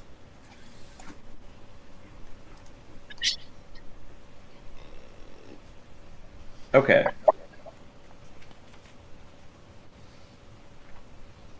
So he builds this tall woman a new domicile. And right. So then they respond to say, like, okay, well, if you're responsible for the sun to rise, then we'll lock you in this house. And if the sun doesn't rise, then we know that you are what you say you are. But if the sun does rise, then you're not. I believe that this same scene, or a very similar scene, happens in a Connecticut Yankee in King Arthur's court. Yes. Oh. Yeah. I haven't read the book, or I think I was supposed to read the book in school. I don't think I actually did, but there's a TV version with Keisha Knight Pulliam that I am familiar with, and it definitely happens in that. It's like the climax. I'm more familiar with the Bing Crosby version. I'm more familiar with the kid in King Arthur's court. Who's in that? A kid actor. Yeah, mid-90s heartthrob. Yeah, I had a crush on him. Whoever he is. I believe it's the guy who says Pitcher's got a big butt in some child baseball. Rookie of the year. Yeah. Yeah. Not Rookie of the Year. I was gonna say Sandlot. That movie I loved. Gary Busey. Yeah, that's a good one. Classic. Grumpy Gary Busey movie. What does he say when he gets punched in the nose? Like funky butt lover or something? Yeah. Oh yeah. It's butt lover. I think he's funky butt lover. he says something like that. It's something like that, yeah. Funky butt lover. Maybe not butt lover. I probably wouldn't put that in a '90s kid movie. I but- think It's something. butt I lovin'. think it might be that. Butt lovin'. Yeah, it might be. Yeah, it might be that. Did Because he that would say make it funky butt loving? Anything with butt, kids are gonna like. It's still true. Cut loose like a dude. It's an evergreen joke. Cut loose like You a guys dude. really should listen to the original version of that song sometime. So wait, okay, but I'm still okay. So we've established their That didn't term. clear things up, Tim? Yeah, no, I'm not cleared up yet. So they say, okay, if the sun doesn't rise, then we know you didn't, you weren't able to bring it because you're inside this hut. So obviously you can't make a sunrise, happen from inside of a hut. Okay, fine, that's their logic. But then he comes out, right? And the sun hadn't risen until how did they determine that the sun didn't rise? Am I like They looked at their watches. they don't have watches? Like They know the stars though. They know the stars though, Tim. Like they know when the sun. So he comes out and they're like, okay, they're like, it should be dawn right now, but it's not. Therefore, we believe you. And then as soon as they bow to him, then the sun comes out. Right. Is that what happened? No, well, the sun doesn't come up. It appears again, but he makes a point of describing that it's over the houses when it appears again. So it's not at the horizon. Right.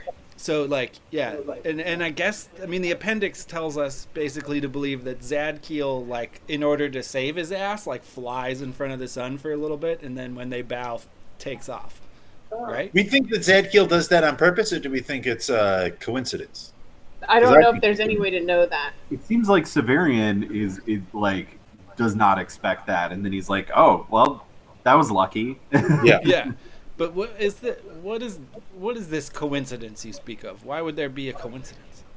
Well, this ties into my idea about quantum immortality. And then, the Severian that we see is the Severian that survives. And in this moment, Severian's able to survive because of a coincidence. But because we're following the Severian that survives, that coincidence was fated. What about the thing we've talked about before about Zadkiel being Severian's counterpart? And that they're connected. Yeah. Talk more about that.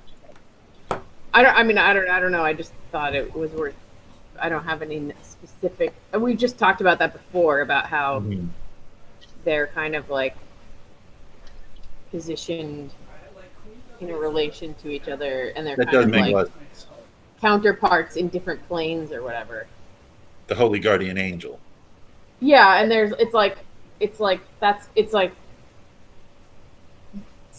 during the trial, it's they both have to succeed in the trial, and it's their fates are intertwined in this way, so it would make sense that there would be some kind of I don't know. But I'm Severian is Ba to Zadkiel's Ka. If Zadkiel is that close to Earth, wouldn't all of the magnetic poles get fucked up? It doesn't make sense. You can't have the body that big, or can you? Well, the ship is partially imaginary. Yeah. Yeah. Sorry, Tim. No, it's all right. That's just what discussing this book is like. It's just yeah, but anything's possible, It's multiple dimensions, it's not real. It's only partially real. So you're just watching me go through the process of learning how to read this book slowly. Well, the ship does go somewhat near Earth, and then the tenders go back and forth. The ship. My understanding was the ship just never goes in anywhere into Earth's atmosphere, but the moon isn't anywhere near Earth's atmosphere. There's one part where they claim that the ship never comes within Neptune's orbit. Oh, right. The circle of Dis. Right. So it can find a location somewhere in between the sun and here that's sufficiently far enough away, but they can pretty much block out the sun. But Zadkiel also is the ship and not the ship, and Zadkiel can break off parts of itself. Yeah. It doesn't have to be like the whole ship. Like Sad Kill is the ship, and Sad Kill is other than the ship. Like it's. Mm-hmm. It's like Davy Jones and the Flying Dutchman in Pirates of the Caribbean 2. It's the exact same thing. I'm sorry. I noticed it and I had to say something. You can say that. I just have no fucking earthly idea what you're talking about. I mean, the Flying Dutchman exists outside of the Pirates of the Caribbean universe. Everything from the Pirates of the Caribbean universe is from something else, isn't it? Yeah, the Pirates of the Caribbean, right? Right. Or the Secret of Monkey Island video game. That's right, which was ripped off from the Pirates of the Caribbean side. Yeah, but the movie definitely consciously ripped off the game. So Circle of Life. Yeah. So then they start to build the structure that he ends up like on top of later with the Cumaean and stuff. His toe. Right. And then he tries to leave a couple times to like find the Brook Madrigal again. Yeah. And then they follow him, and he either dies or it indicates in the text that they kill him. Mm-hmm. That they strangle him. And then the Hierodules come in. Yeah. And he's chilling with his own dead body. Yeah. And must resist the urge to deface it and destroy it. That's interesting. Is that like a metaphor of like wanting to hate the person you used to be? Yeah. He has to resist the urge to destroy himself here. Or destroy his past self. That's cool. Which, man, we were saying something else just recently about like this. I feel like there's a theme in this book that a revolution that destroys the previous culture is just going to be that previous culture, right? That you need to build on top of a thing rather than destroy it and build anew in order for progress to occur. I think at one point, rather than a circle. In New Sun, I think he like has this moment where he's like, I'm not that wise of a guy, but I've come up with one wise saying, and that's that like, the civilizations of now have been influenced by civilizations of the past. Something like that. That is a wise saying. And yeah, and like the Hierodules show up and say, you've saved your race from Leith, which is the river of forgetfulness. You alone save it. So like, that's also about you don't kill your past self because you're saving yourself from being forgotten. Yeah. They drop a couple bombs here. They drop a couple deuces here.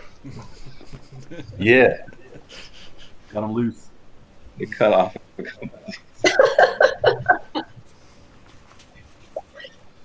All right. They say it ain't over till the fat lady sings in a really elegant way, or a different way.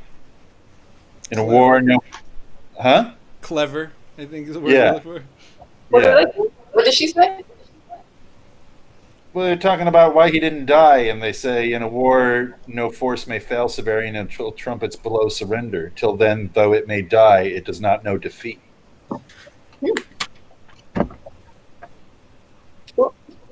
So it's just like, you can't fucking... It's, again, somebody saying, you can't kill yourself.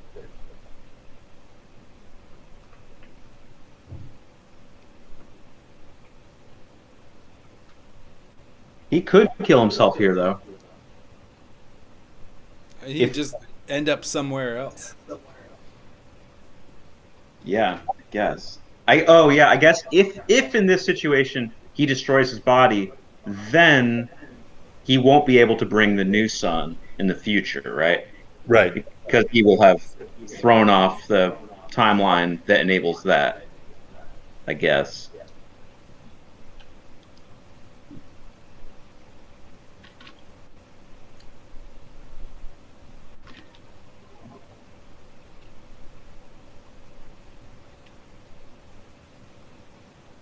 Huh. Here's a Asapago controls his existence in a way?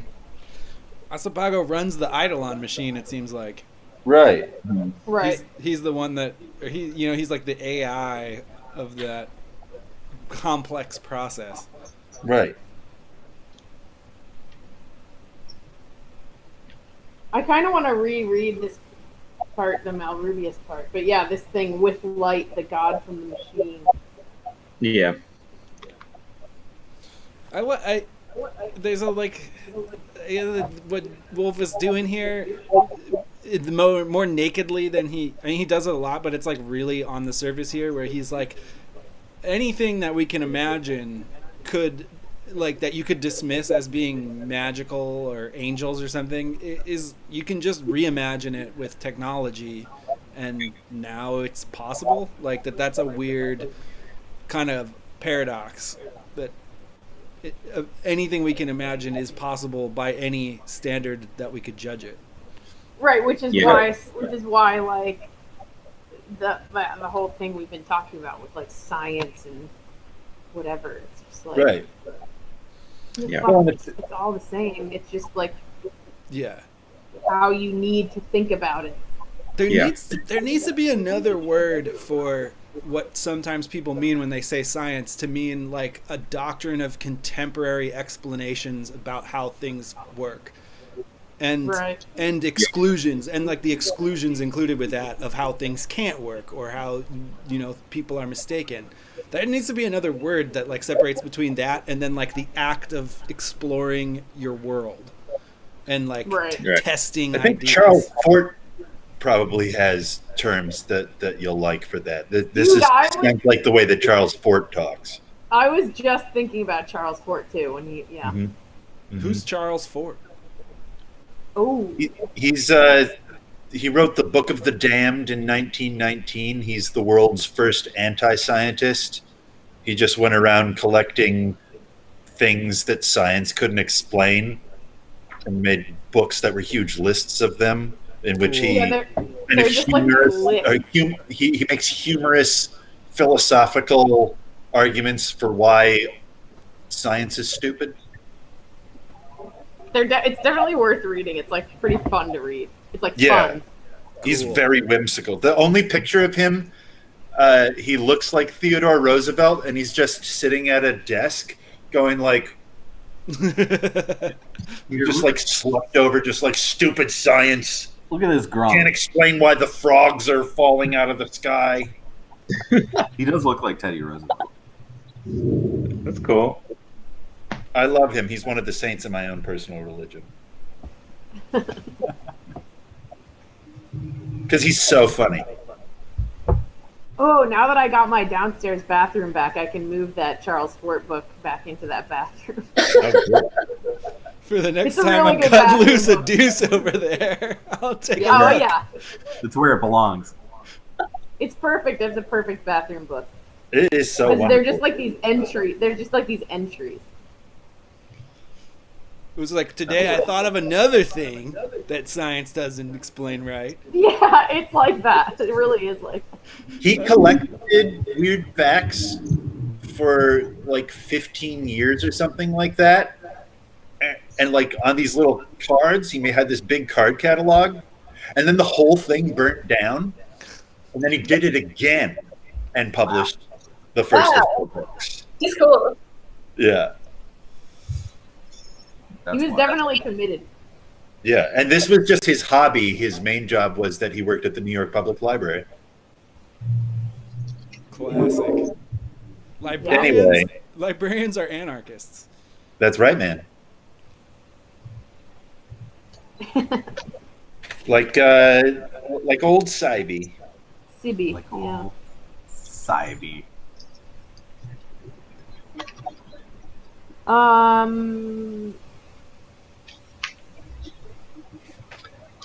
We're so close to the end, guys. I love this part where where Severian gets all upset.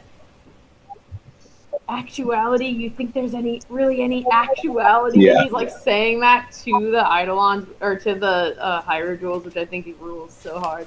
And Yeah. then this part that he says, his response is just like, "You speak of what is real, Severian. Thus do you hold to what is real still. A moment since we spoke of him who makes. Among your folk, the simple call him God, and you, the lettered, name him Increate. Mhm. What were you ever but his Eidolon?" That's just Right. so. I love that. I just love that paragraph. Yeah. We're all just dreams of the White King. Whoa. Alice in Wonderland. Hey. Let's I also love temper how that language. I love how he's such a little temper tantrum kind of like brat at this point. He's such a like, or just like a emo morose like teenager or something. And then Asapago, or they're just like, Barbados is just like, if you want to kill yourself, there's knives all around. Like, you can do it. Yeah. It's just like they just keep kind of just like, every time he has some kind of little fit, they keep just kind of like, they're like, no, come on now. It's like because they're going backwards in time, they know he's not going to, so they can tease him about it and be like, "Oh yeah, go, come on, man, you might as well, huh? Right? Just pick it up." Okay. No, I thought not. I thought.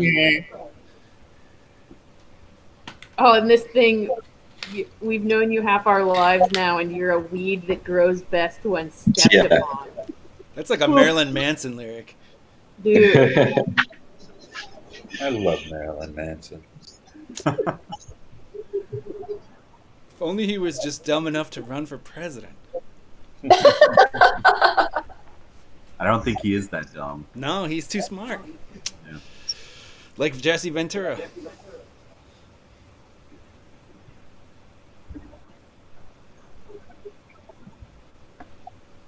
Both of whom were in the film Predator. That's right. Wow. Wait, Marilyn Manson was in. Oh, Surprising. that guy. He was still Brian Warner when Predator was made. Wait a minute. And Brian Warner is the name of the guy who played the neighbor on The Wonder Years? No, his name was Paul before he got his rib removed. Right.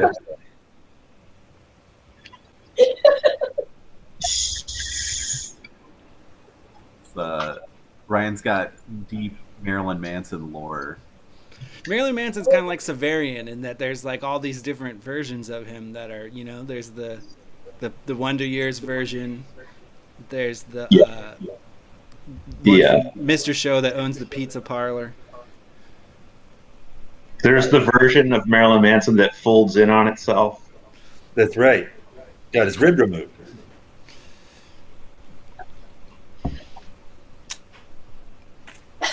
Anyway, I had become the Oannes of these people. This chapter is tough for me. I don't know. Which one? This the one one. with the Hierodules? Yeah. What's Are they- tough, Tim? Are they Talk it saying out. that? Okay, thanks. So, are they saying that they're gonna leave Severian in this tomb to hang out, and that they're gonna bring him food and water for like 1,000 years until when Hildegren and the witches come and bust him out? What are you talking about? Apu Punchau, or are you talking about the Severian that's talking to the Hierodules right now? The Severian that's talking to the Hierodules. He just needs No, to they're wait for the leaving star him to he- get close enough. Yeah, they're leaving him Okay. here until the star's close enough where he can get himself out. But they also did offer to take him elsewhere, I thought, and he kind of declined.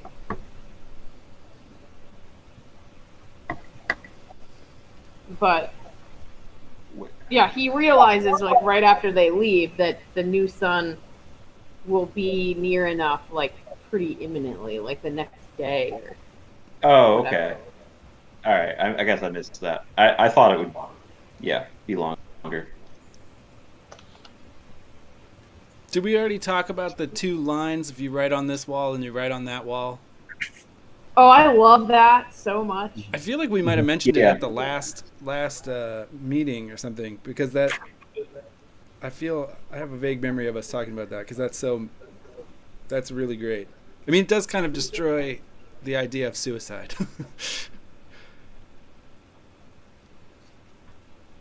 It's a good thing to destroy. Yeah.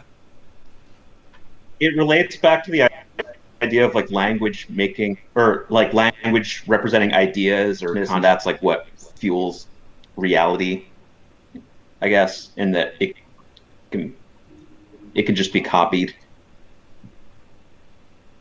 Yeah. Caroline is suggesting that it's possible that Severian created the eidolons of Master Malrubius when he saw them on the beach. Out of his mind. Yeah, I guess like the way, like when he harnesses the power of his star or whatever, I think he could get the energy for eidolons. She says, Asapago suggests he is not the only one to create eidolons. Well, that's where the material for Malrubius is from, and Triskel, Doggy Boy. That's where like the material comes from, right? What do you mean? His memories of them, I thought. Oh, the material, the psychological material. Yeah, Source yeah. code. Yeah. Yeah. The source code is a better. Yeah, for sure. But I think that it does seem that they say that there is a mechanism that they are kind of like projected from. Yeah. There's Is my understanding. Isn't part of what we're seeing with these lines that, like, even though there's a mechanism that projects the projection, the truth of the projection is the content, not the medium? Oh yeah, for sure. But I'm just responding to the thing about whether Severian is like creating. I mean, like it depends on what you mean when you say creating them. Like the material, the source code or whatever is definitely created or like sourced from Severian's mind, but the like light projection, physical projection of them, I thought was. Let's say something about exactly this. Made is too strong a term. If I have as much access to your tongue as I like to think, made tangible possible. Right. Right. That's what old Boney Boy says. I love this. You're a materialist, like all ignorant people, but your materialism doesn't make materialism true. Mm-hmm. Just so simple and good. Mm-hmm.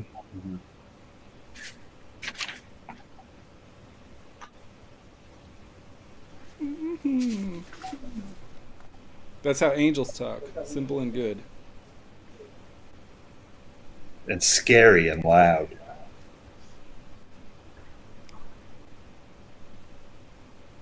Oh, so also, this. I think a lot about this thing about Severian being a twin, and they reference it here specifically in like at the bottom of 360. Barbados says your twin lies dead there, and then it's like the star is also his twin. So maybe it's just the point is actually that there's always like another part of him that's like external to him in some kind of way. Like he's never just one thing at a time. There's always like a counterpart. And Zadkiel could be considered that too. Like maybe it's like a reference to that, like an ongoing reference to the fact that there's never just like one Severian alone. Exactly. It's kind of dovetails into that Trinitarian mystery of like, right. You, the actual man Severian Ba, have a twin, and it's the complete idea of humanity is your twin, right? Yeah. And the sun. And the what? And the sun. The sun is also your twin. Yeah. as it represents the God of love that is all humanity. Like all the symbols of this idea are also you. He's twinned with these like physicalized metaphors, or I guess they're pataphors, right? Pataphors, exactly. Yeah, where they're both symbols and real things, and they are what they symbolize. And Severian is what they symbolize. Yeah, there was a part before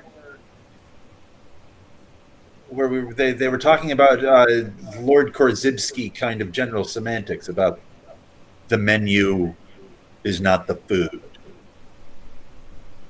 and like the difference between symbols and what the symbols represent, but how they're also the same thing at the same time that they're not. I forget the part that it was something just earlier in this session that we were talking about that made me think about that, and I didn't speak up and it went away. Sorry, everybody. It does seem that it's trying to literalize symbols, literalize religious symbols. Yeah, like Severian is literally the sun.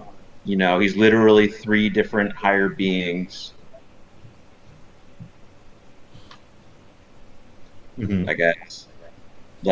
Whereas I feel like religious texts are like maybe arguably less literal, but they could be read as literal too. If you were reading them in the same way you're reading Wolfe. Like if you reread the Bible right now, you'd be like, oh yeah, Jesus is, the force that, I don't know, holds all humanity together, literally, right. Scientifically speaking. And he's when the you word. Say if you reread the Bible, you mean if you reread the Bible.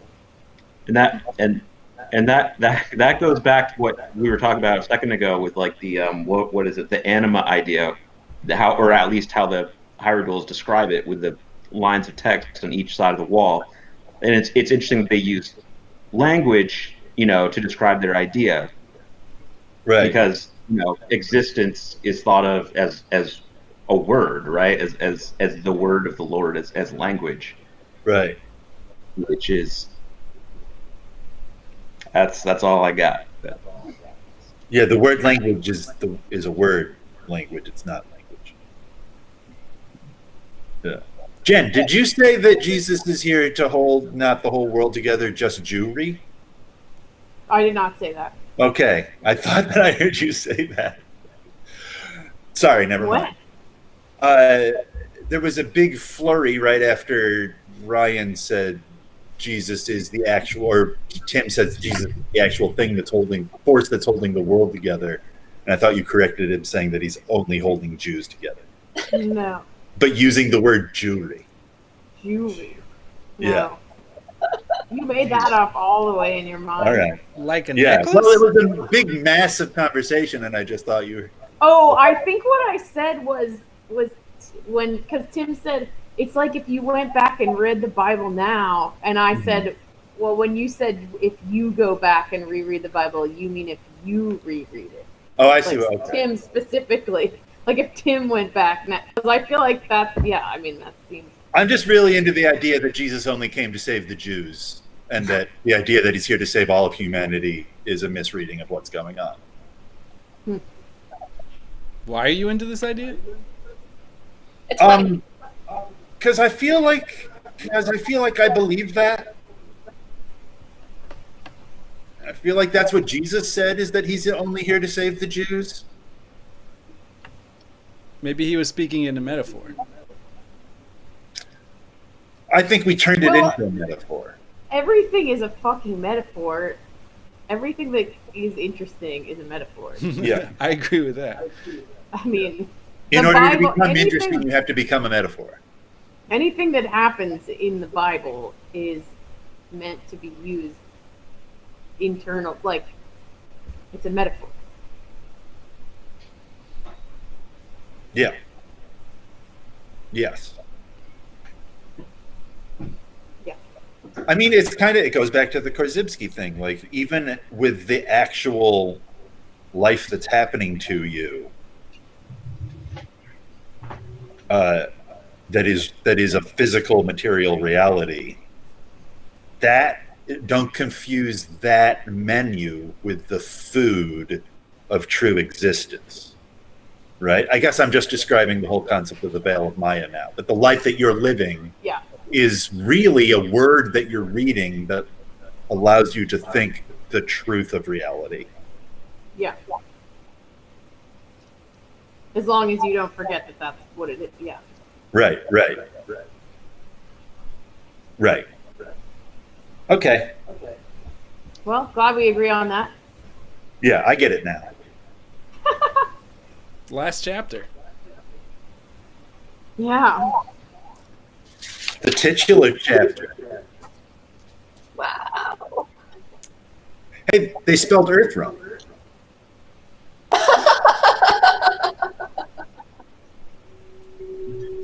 Thank you, Jordan. This whole time.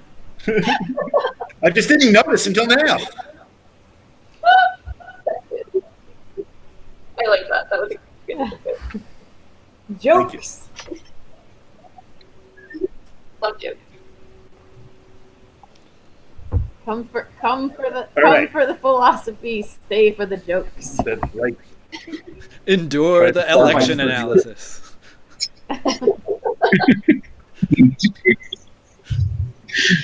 We're all enduring the election. Hey man, how about that Brandon Scott? Hey, I didn't think he could do it.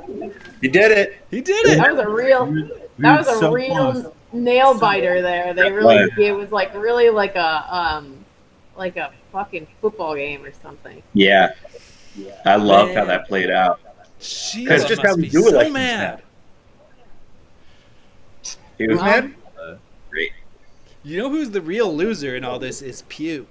Because if Sheila Dixon had won, then I feel like Pew could start thinking like, hey, maybe I get to be married again. It's not so bad. Like, or maybe I'll hit it on the next round. It wasn't that bad. Yeah, so I feel like she's got to be the most crushed. Pew's got to be sitting there going, all right, so now I'm just a bad guy forever, huh? I don't know. I mean, Sheila did do really well, though. Yeah, she did. Really well. It's not like Brandon crushed her or anything. Yes, but Doesn't matter. A win's a win. We'll take it. It's true, Oh, but yeah. also, Take it. also a lot of the people that were voting, I would say probably most of the people that were voting for Dixon ain't going to be around to vote too much longer. Yeah. Oh. Yeah. Because of old age. I'm not... old You're all age. thinking it. They're I very think they were Reed going to said- go Not through, us all. they're going to have a political awakening, and they were going. They're going to have a afterlife awakening. They're going to Guys, awake I think from the veil of I'm Maya. thinking about becoming a millennial, and there's only one way to do it. Baldander style? You gotta die. Oh, I thought maybe you just get really fat as you can. No, you got to come back as a millennial. If you're a boomer and you want to be a millennial, you need to reincarnate. They don't make millennials anymore. Yeah, We're like Vintage 3 now. models past that now. Yeah, but if I die now, my soul can go back into time when they're making millennials. Huh. So, Very true. I love when they're making millennials. I love that. so, I can make go those. back in time to the millennial factory. so doesn't that mean that one of the millennial models running around now is you then? Wow. Future For all you? I know, I could be all of them. I'm going to start, every time I see a millennial, I'm going to start wondering, is this the one that's Connor? You should try to call it Connor. I'll ask them. This is going to be great because Connor is a popular millennial name. it could work pretty well. Well, I mean, depending on what definition you look at, you guys are definitely could be considered millennials. Yeah. Yeah. But not you? Because no, all of us. I mean, I'm just saying you guys seem to think you're too old to be millennials, but I don't. I mean, I think it depends on how you look at it. Some people cut it back to 1980. yeah. Some people, I think it's generally associated with like people who are maybe younger than us. I feel like the real division should be the internet. the internet is like the thing that That I is. feel like makes the generations like tangibly I do different. feel. I will Yeah. say this. I do feel like if we are millennials, I think millennials have to be divided into old millennials and young millennials. Yeah. But because like I do feel like as now I'm 34 and I feel like people who are like 5 years younger than me are very different people. Yeah. But also my brother is a Gen Xer, like a definite, like a hard Gen Xer, and like I feel very different from him as well. Is he a But- Gen Xer in age or in spirit? Yeah, no, in both. Yeah. That's what I mean. The people. He's Chris 74. Novoselic. You know him, Tim. Oh, that's who your brother is. Yeah. With what? He's You Chris play bass- Novoselic, the bassist of Nirvana. He's very But, Gen X. The people who were born in the 80s, I think, are we're starting to realize now are the beginning of the importance of half generations. Right. Yeah. So like, Another. there's really a generation between Changes- Xers and millennials and Xennials. Yeah, like a I generation also- doesn't mean shit. Like the year you're Well, born really like The influences only who you are. if you like really go into it and like read about it, generational shit is like kind of like bullshit. But like Yeah, with the sure. exception of baby boomers, because there was a specific 20-year period where people had way more babies, and that's like a very set like Right. 45 to 65 or whatever. That was like a specific phenomenon, and outside of that, it's kind of wishy-washy. Yeah. Especially now that things change so quickly. Yeah. But really, what the solution to all of this is we should adhere to a strict 20-year schedule of having babies. So, like, babies are only born once every 20 years. And then it would just be so much easier to pigeonhole them. Mm-hmm. That's all you need to do. And then you only have to fund particular levels of education, you know. Exactly. Just- Oh my god, this Yeah. is so all right, this year we're on kindergarten, y'all. But it is true, like, I mean, I do think there's a very tangible difference between someone who grew up with screen reality, like Yeah. cell phones and the internet, and someone who didn't. That's just a very different You know, like even world, I, like reality. I'm the youngest one here, and I I got a cell phone when I was like 17, probably, like right before college. So I don't know. Like I remember not having internet. Right. Yeah. Yeah. That to me I is do the too. big thing. Like people whose first time they ever asked someone out on a date, having that happen over the internet, that to me, Right. like 10 years ago, to me, that was like the definitive thing that made me different from other like younger people. Was like they had formative just, like, experiences mediated formative- by yeah. technology. Yeah. Yeah, I was always waiting by the phone, never waiting for a text. Yeah, I guess like AOL Instant Messenger was really like the thing. Yeah. for my, Yeah. at least my having the phone late at night and like at 3 a.m, having a parent pick up the extension and being like, go to bed. Yeah. And you're Yeah. talking to someone that you love, but you only ever get to see either at school or in these like tiny weird moments, like all this shit that it just seems so alien now. Yeah, like having a landline phone in your room by your bed.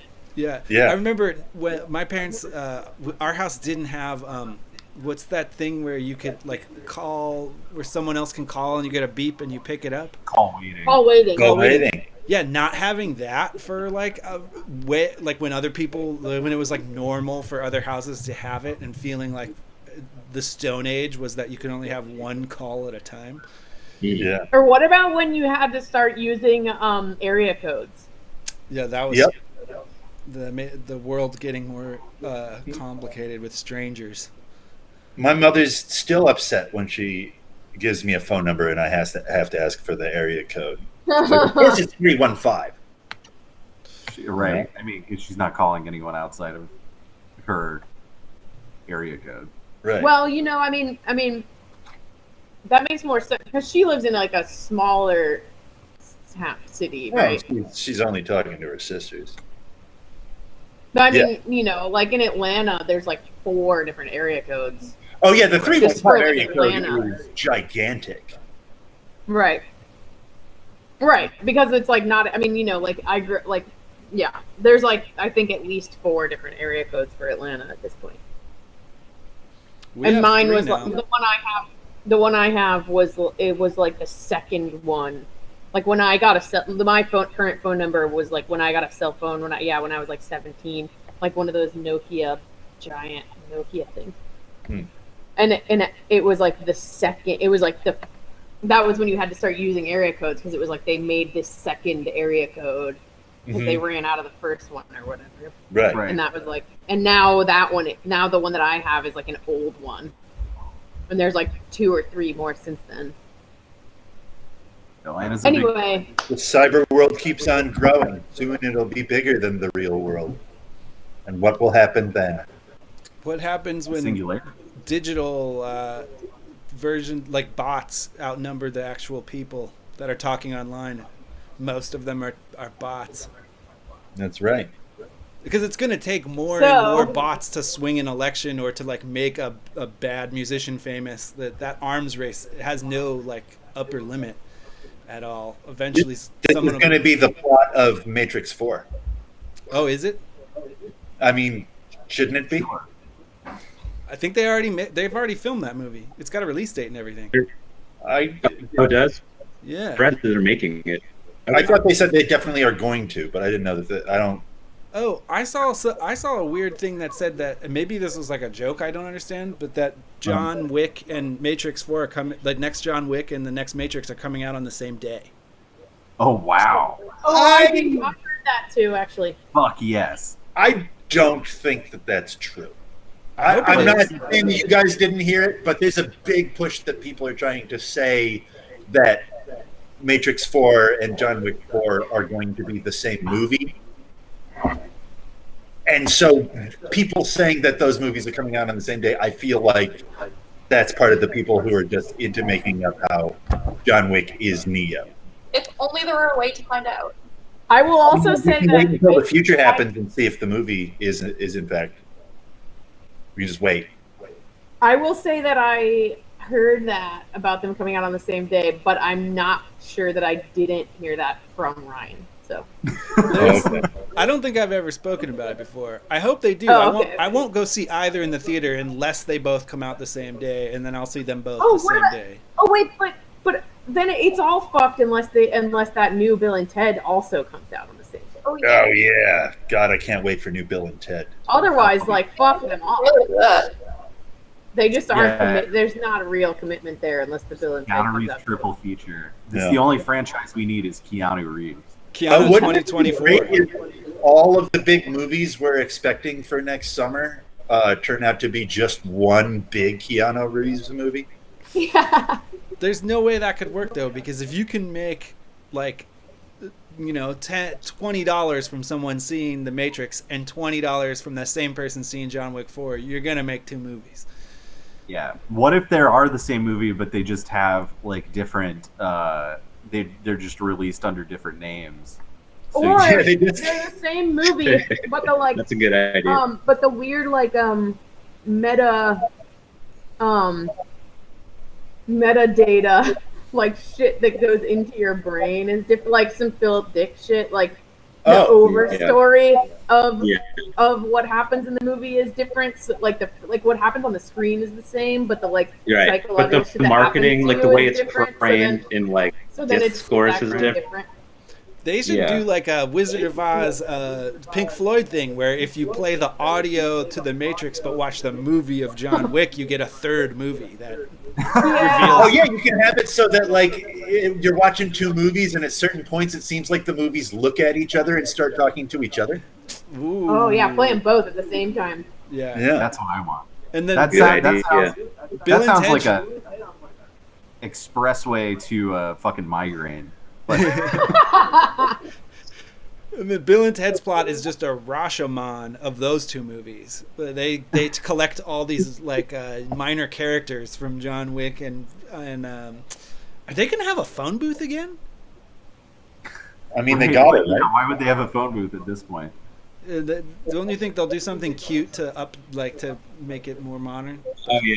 I think they're going to just say time travel. Right? Yeah, you don't need a phone to do it, right? But No, I'm maybe- saying that, like, it was made as a time machine, so we use this ancient technology. And, like, yeah, we've never needed to use a phone booth, but The phone booth was basically like made the a time claw. machine. Like it just sort of gave them the idea that they had powers, but the phone booth didn't really have many powers. It was the power. It's like the claw. Rufus Like was the claw. inside them all along. The phone booth is the claw. Yeah. So, speaking of the claw, so What, they're gonna make an Inspector Sumerian Gadget bust- movie with Keanu Reeves? Severian busts out of the Apu Punchau building, and then goes back to the Brook Madrigal, Yeah. and then goes to the island where he is the new Oannes. Yeah. And that's it. One. Everything wraps Alanis? up nicely. The new Huh? Alanis? Oannes. The new- Oannes. Morissette? Yeah, that's what I was Isn't it thinking. ironic? No. Oannes. Oannes. Oh, isn't that like the word John in Greek? Yeah. Oh, like Giannis, yeah. I mean, the original Sumerian. Oannes is a Babylonian named Berossus, who was actually Greek, translated the original Sumerian Uan. UAN is the guy's original name. So Uan is the OG John. Right. The first of the Apgalu. They all came, Ian and Giannis and Right. This is for Dune fans. Oannes is the origin of the fish speakers. Cool.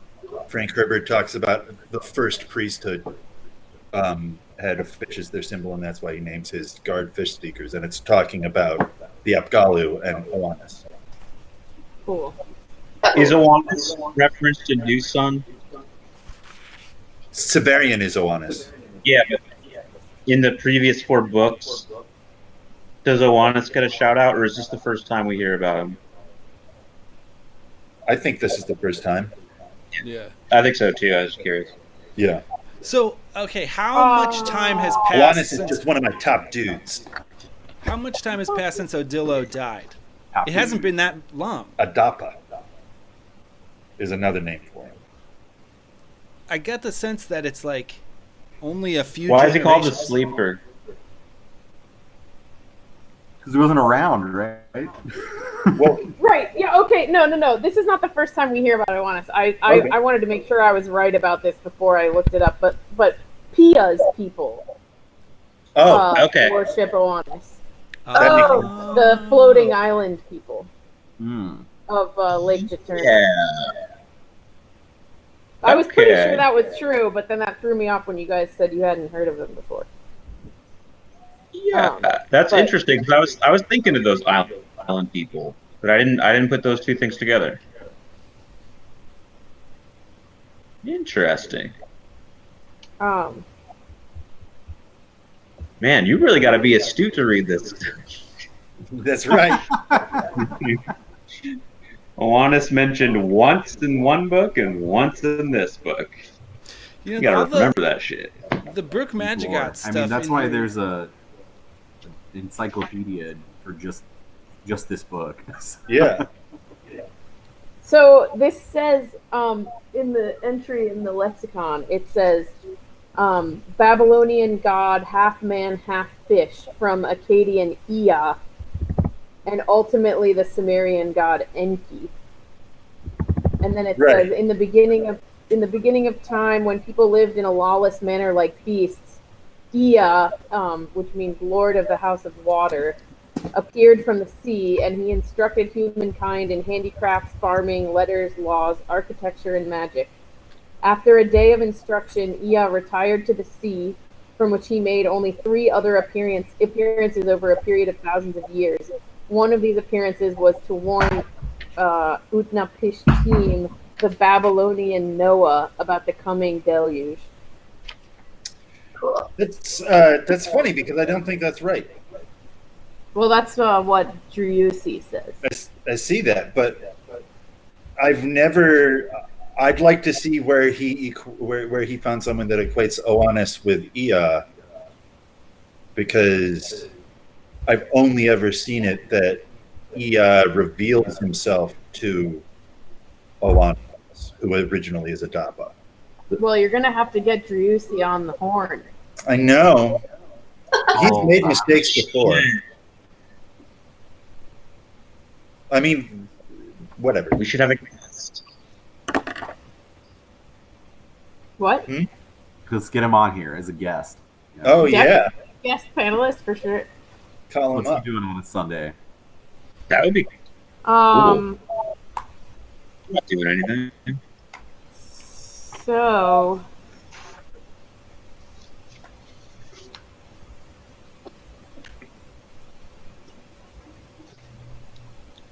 Ooh, that bothers me. Doesn't matter.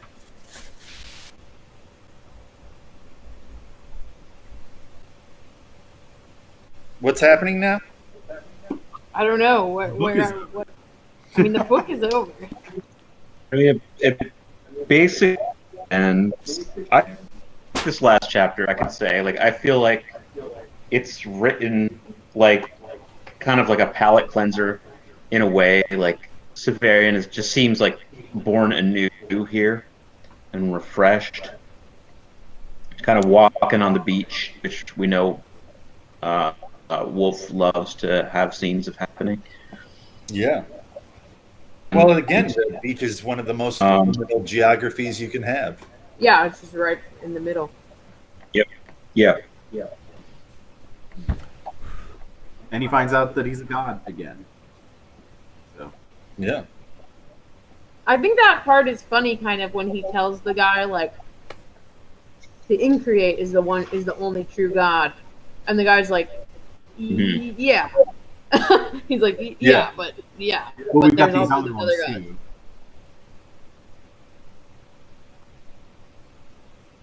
It's kind of like that classic thing where Severian- Severian's explaining something to Severian somebody who in the already knows. Increate.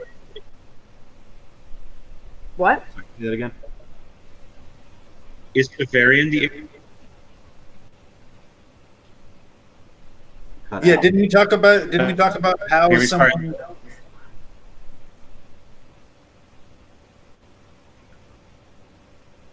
I feel like we had a conversation. breaking up? Somebody pointed out that Severian is the Increate in a way. Well, he's like as close as you Seems get like he to might it be. or whatever. Right. Right. But then also, sort of everyone is as Increate as Severian is. Is Tim frozen? I think Tim is Sorry, frozen. people and hear that? Ryan There's like a can't hear there's him. like a oh, can you see? You're starting to catch up to yourself. Can you hear me? Yes. Yeah. I can hear you. Okay. There is like a truck or something outside my house, which is like making this sound. I don't. Sorry if you can hear that. No, that's cool. I can't. All right. But anyway, it does seem like, don't the Hieroduals kind of suggest that Severian is higher than them? I mean, higher than in like the scales of things. Like they seem to be kind of worshipful towards him. Well, I think they kind of think of themselves as like his stewards or something. Right. Well, I'd like to question. I'm not saying that's wrong, but just for the sake of conversation, do we think that the Hieroduals feel that they serve Severian, or that they serve a plan that Severian is playing an integral part in. Oh, sure. But I'm not, when I say steward, I don't think of steward and like servant as the same thing. Like Right. they're kind of like Right. just moving, like trying to help move things along or whatever. Like I feel like this is a cat owner kind of relationship where like Severian is like, these people are doing so much for me, and they're like, we're husbanding this creature. We have to take care of this pet so that it catches mice for us. And because we love him. That's what I think. But they do supplicate to him though. What? Like the Hierodules do supplicate to Severian. Like they like get down on their knees. Yeah. And, They show him Like, respect. that's like a lot. I think they're just trying to say, they're trying to make a point that he's constantly like pointing up, like to think. I think they're just trying to say that his role is significant, like that his power is greater than he thinks it is, and that his role is greater than he thinks it is, and he's always kind of like, I don't know. Don't they say something about this in the last chapter? Something about you think that we serve Zadkiel, but Zadkiel's not the savior of his species or whatever. Yeah. Right. It's top of Zadkiel's not 360. even that big of a deal. It's top of 360. Right.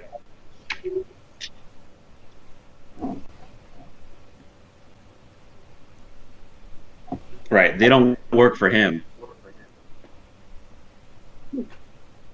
But I think in do general they it work also means, it does mean kind of what Connor was getting at. Like everyone is kind of in this system together. Like we're not all doing this on Zadkiel's behalf. Like, Mhm. and you're not doing it on our behalf or Zadkiel's behalf. Like we're all kind of like in this integrated system. Yeah. Shazbot has I don't work Severian for has I only- don't work for the company. We all work for the Right, Severian can only think in terms of like hierarchies or whatever. Like he only understands power in terms of hierarchies. We talked about this. Yeah. You can only see at best 2 levels above you in a hierarchy. Right. Yeah. Right. And so this is Yeah. Severian making that mistake, even though he's Jesus. And the mistake in general that the hierarchy is what the structure is. Right. I think that's what they're trying to kind of like deal with in that section. I mean, I think there could be other readings of it too, though. Like they're saying this in the context of like getting down on their knees and kissing the ground before him. Like, I don't know. It seems somewhat worshipful. Shazbot has reminded us that Hierodule... Like, it seems like maybe the cause of Severian, like the effort of moving along Severian is sort of like this religious experience for them in a way, possibly. So I don't disagree with you, but I don't think that what you're saying disagrees with what we're saying, in a way. Like Jesus Christ saying, where 2 or 3 are gathered in my name, there I am in their midst, sort of thing of like, Jesus is a God, but he's only a God because multiple people are believing in him, which make up the constituent parts of a God. Like the person, the level above you in a hierarchy can only exist because the lower level exists, and if they go away, then that higher level isn't a thing any longer. So I don't think that in worshiping Severian they completely suborn themselves to him. They're just worshiping Severian because that's part of the nature of their relationship. That don't make him better than them. And in fact, their worshiping him is what informs him on how to lead his life and be the thing that is worthy of their worship. And Is there any action in the chat? yeah, did you get a text about Curious. it or something? Since we're like at the end of the book, I would just like to know if there's any. Well, Shazbot says Hyrule. Is Ryan still with us? Oh, can you not hear me? Tidwell? Can you not hear me? Don't hear you, Ryan. Oh, Your microphone turned off, Ryan. no, it didn't. It's still on. Or you're fucking with us. Can you hear me now? Can you hear me now? Yes. Yes. Okay.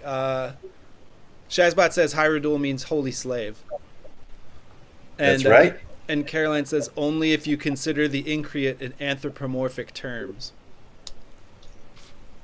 I wonder what that was in response to. When we were talking about if Severian was the Increate, probably. Oh.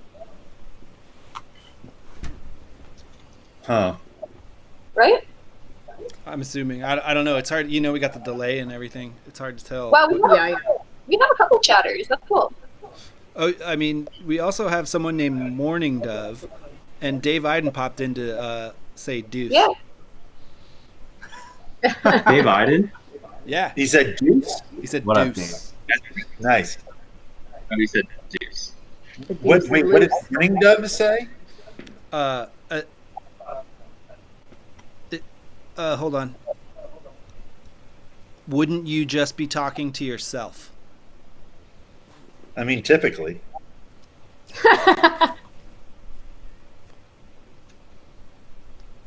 When? I wish there were like timestamps, although I wouldn't be able to Yeah. go back in the video to see what the time was while we're Right. still streaming the video. Come So Well, back and clarify after- Morning Dove. Afterwards, once it's posted, you can yeah, we have to get it lines involved in up on the comments. video. It's like that Mr. Show sketch where the people are supposed to call in for the next About week's the topic. other shit, yeah. That's right. Mr. Show is kind of like the Book of the New Son of sketch comedy. I mean, Yeah. Mr. Wow. Show things have come up multiple times in this one conversation, right? We have the technology. We're blowing up the moon. Yeah. I recently rewatched the first one, and it's weird how much stuff is like extra relevant. I really keep meaning to go back into Mr. Show. It just keeps coming up all the time for the last few months, and I keep forgetting to do it. And now I'm writing it down on a piece of paper, and I think that might help. I think I have the DVDs somewhere if you want to borrow it. Oh, maybe. Yeah, just let me know. I think I You gotta have talk to seasons Jack 1 and Black. 2. Started. What, Connor? Jack Black, he started on Mr. Show. That's where he started. It's crazy to imagine there was Jack a Black time. had a lot of cool stuff in the early 90s. Yeah, it's weird to What, imagine Ryan? there's a time when he was the only like bro, that there was no other.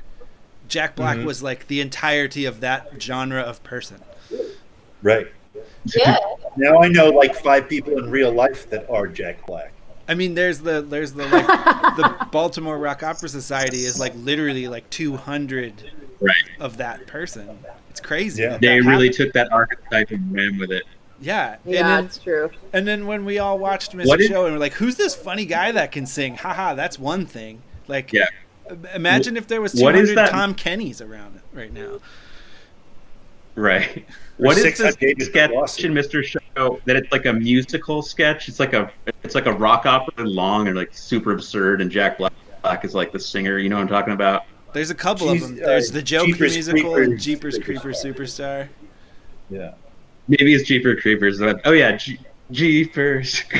No, wait, no. It's all mixing up in my head. There's one that's like specifically like kind of like Jesus Christ Superstar. Yeah, Mm-hmm. Jeepers Creepers. Maybe is that what it is? Okay. That's what it is. It's good. I already City watched Star. it. Hey, what do you guys want to read next? What? What book do you guys want to read next? Long Good Song. talk. Oh, yeah. That's good talk. Can I offer a thought?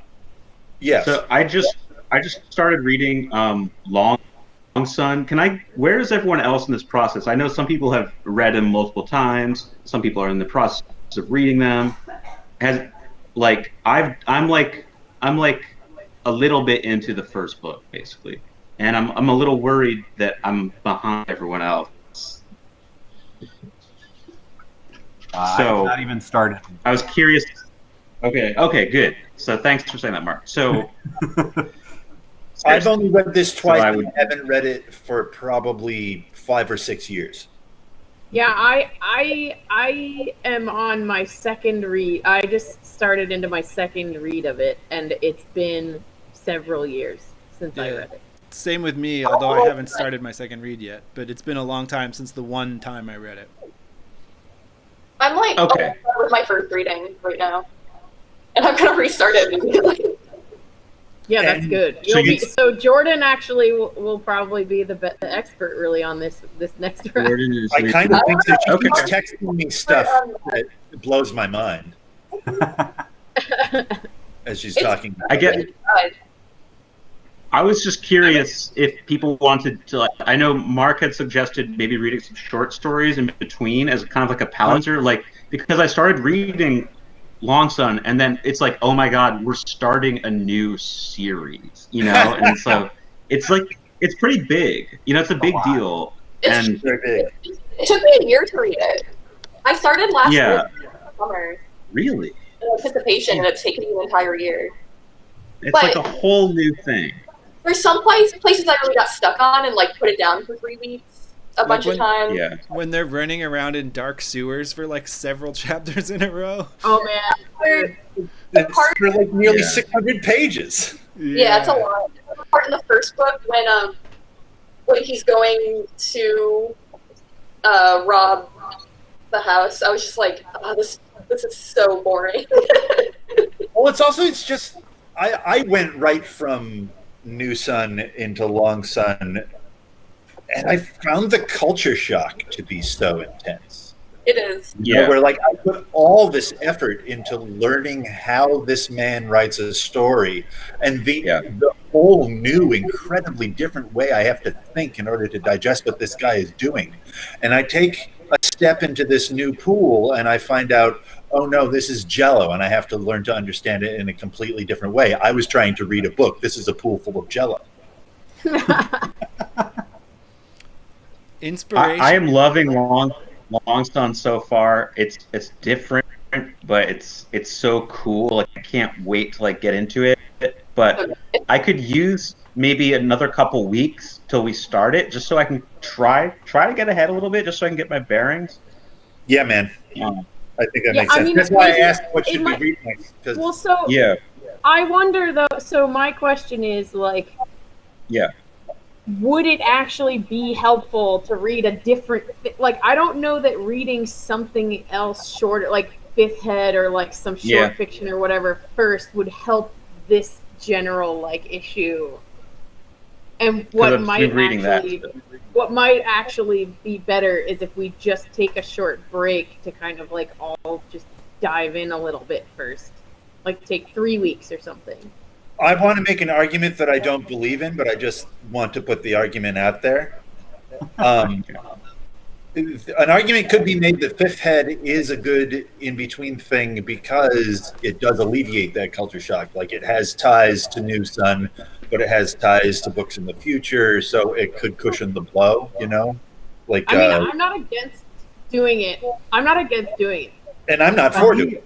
So I'm not so much concerned about culture shock as I am just kind of what Tim said is that we're about to start a whole new series of 4 books, which we're not going to have many opportunities to slot in other pieces until we finish Long Sun.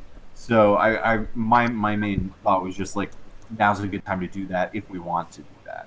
One-off. It's also okay to just dive into the next thing. It also doesn't make Long Sun any shorter. Right. You're just adding another book. Another one. Right. I'm good either way. I'm happy to do either one, personally. Yeah, I'd do anything. I'll do anything. I haven't read Fifth Head, so I would be happy to read it too. You know. Has anyone read it? I have. We could also read the Island of Dr. Death and Other Stories, which and then also the Death of Dr. Island. Yeah, the Island of Dr. Death and the Death of Dr. Island, I think. They're not really related, but I have read them. I haven't read them for years, so I don't exactly remember them, but I do remember it. Isn't Just one being of them like really enjoyable, swift reads. They're really interesting just to see Wolfe in his element of writing, like somewhat more accessible, although still pretty mind-bending short fiction. Yeah. Isn't one of them called like the death of the Island Doctor? Dr. Death and Other Stories? Yeah. Other stories? Yeah. Doesn't one of them say and other stories? No, Yes. so the name Island of name of the Dr. Death collection. and I thought it was Death of Yeah. Dr. Island. There's two different stories. I thought there was three. There's 3 stories. Like I can clear this all up. I can clear it all up. Yeah. So that's the name of the collection, right? Right. So the name of this collection of short stories is that story, and the title of that story is And Other Stories. So the collection is And Other Stories and Other Stories. That's Right. great. Right.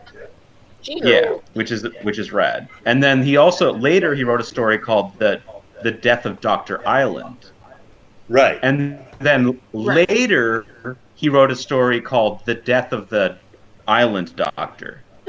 Right. I knew that he What just a- kept switching those words around over and over again. Yeah. What a fucking maniac. The Doctor of Death Island. Well, is it even I don't even know if it's possible to read any of those as a group, because it would be almost impossible for us to all read the same book, know that we were definitely reading the same Right, book. exactly. I I'm can gonna write offer a a suggestion. Sorry. No, yeah, I would make a PDF if we're interested in that, because I have them all in the best of collection here. I have the Island of, it's the Kindle version, but I have the Island of Dr. Death and Other Stories and Other Stories. Tim, I'm very That only has interested the in the one story. Right. Sorry. Here's my suggestion. I want to watch Inland Empire and have you guys explain it. What? My suggestion Sorry, Ryan? My suggestion is that we watch the movie Inland Empire and then you guys all explain it. Oh, I'm into I would that. love- That sounds like a lot of fun. I love that movie. I think I've never that seen. I think I've it's never about seen the it. Brook Madrigal. It might be. I think I'd like that's to watch very it. plausible. It's definitely one that Cool. I need this group for. I won't feel like I've seen it until everyone in this group has told me what all the things I didn't realize about it.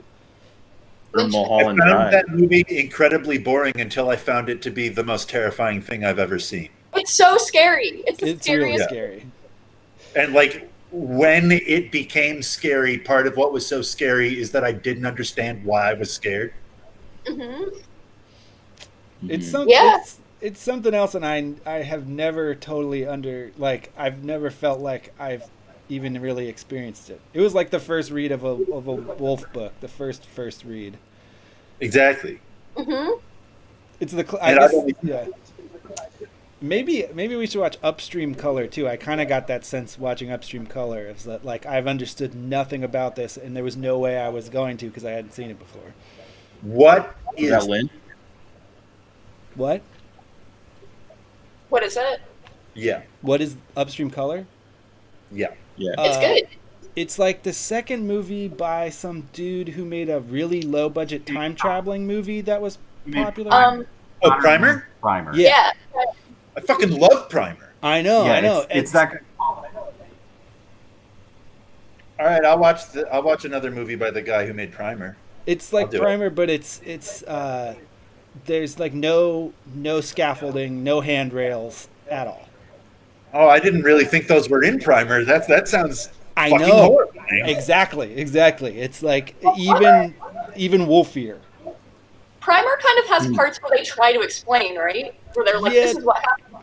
there's definitely some parts of Primer where where the characters are trying. You can see the characters trying to understand things, and they don't have that in Upstream Color. Nobody tries to. Wow. Okay. Where Yeah. can I find these beautiful beings?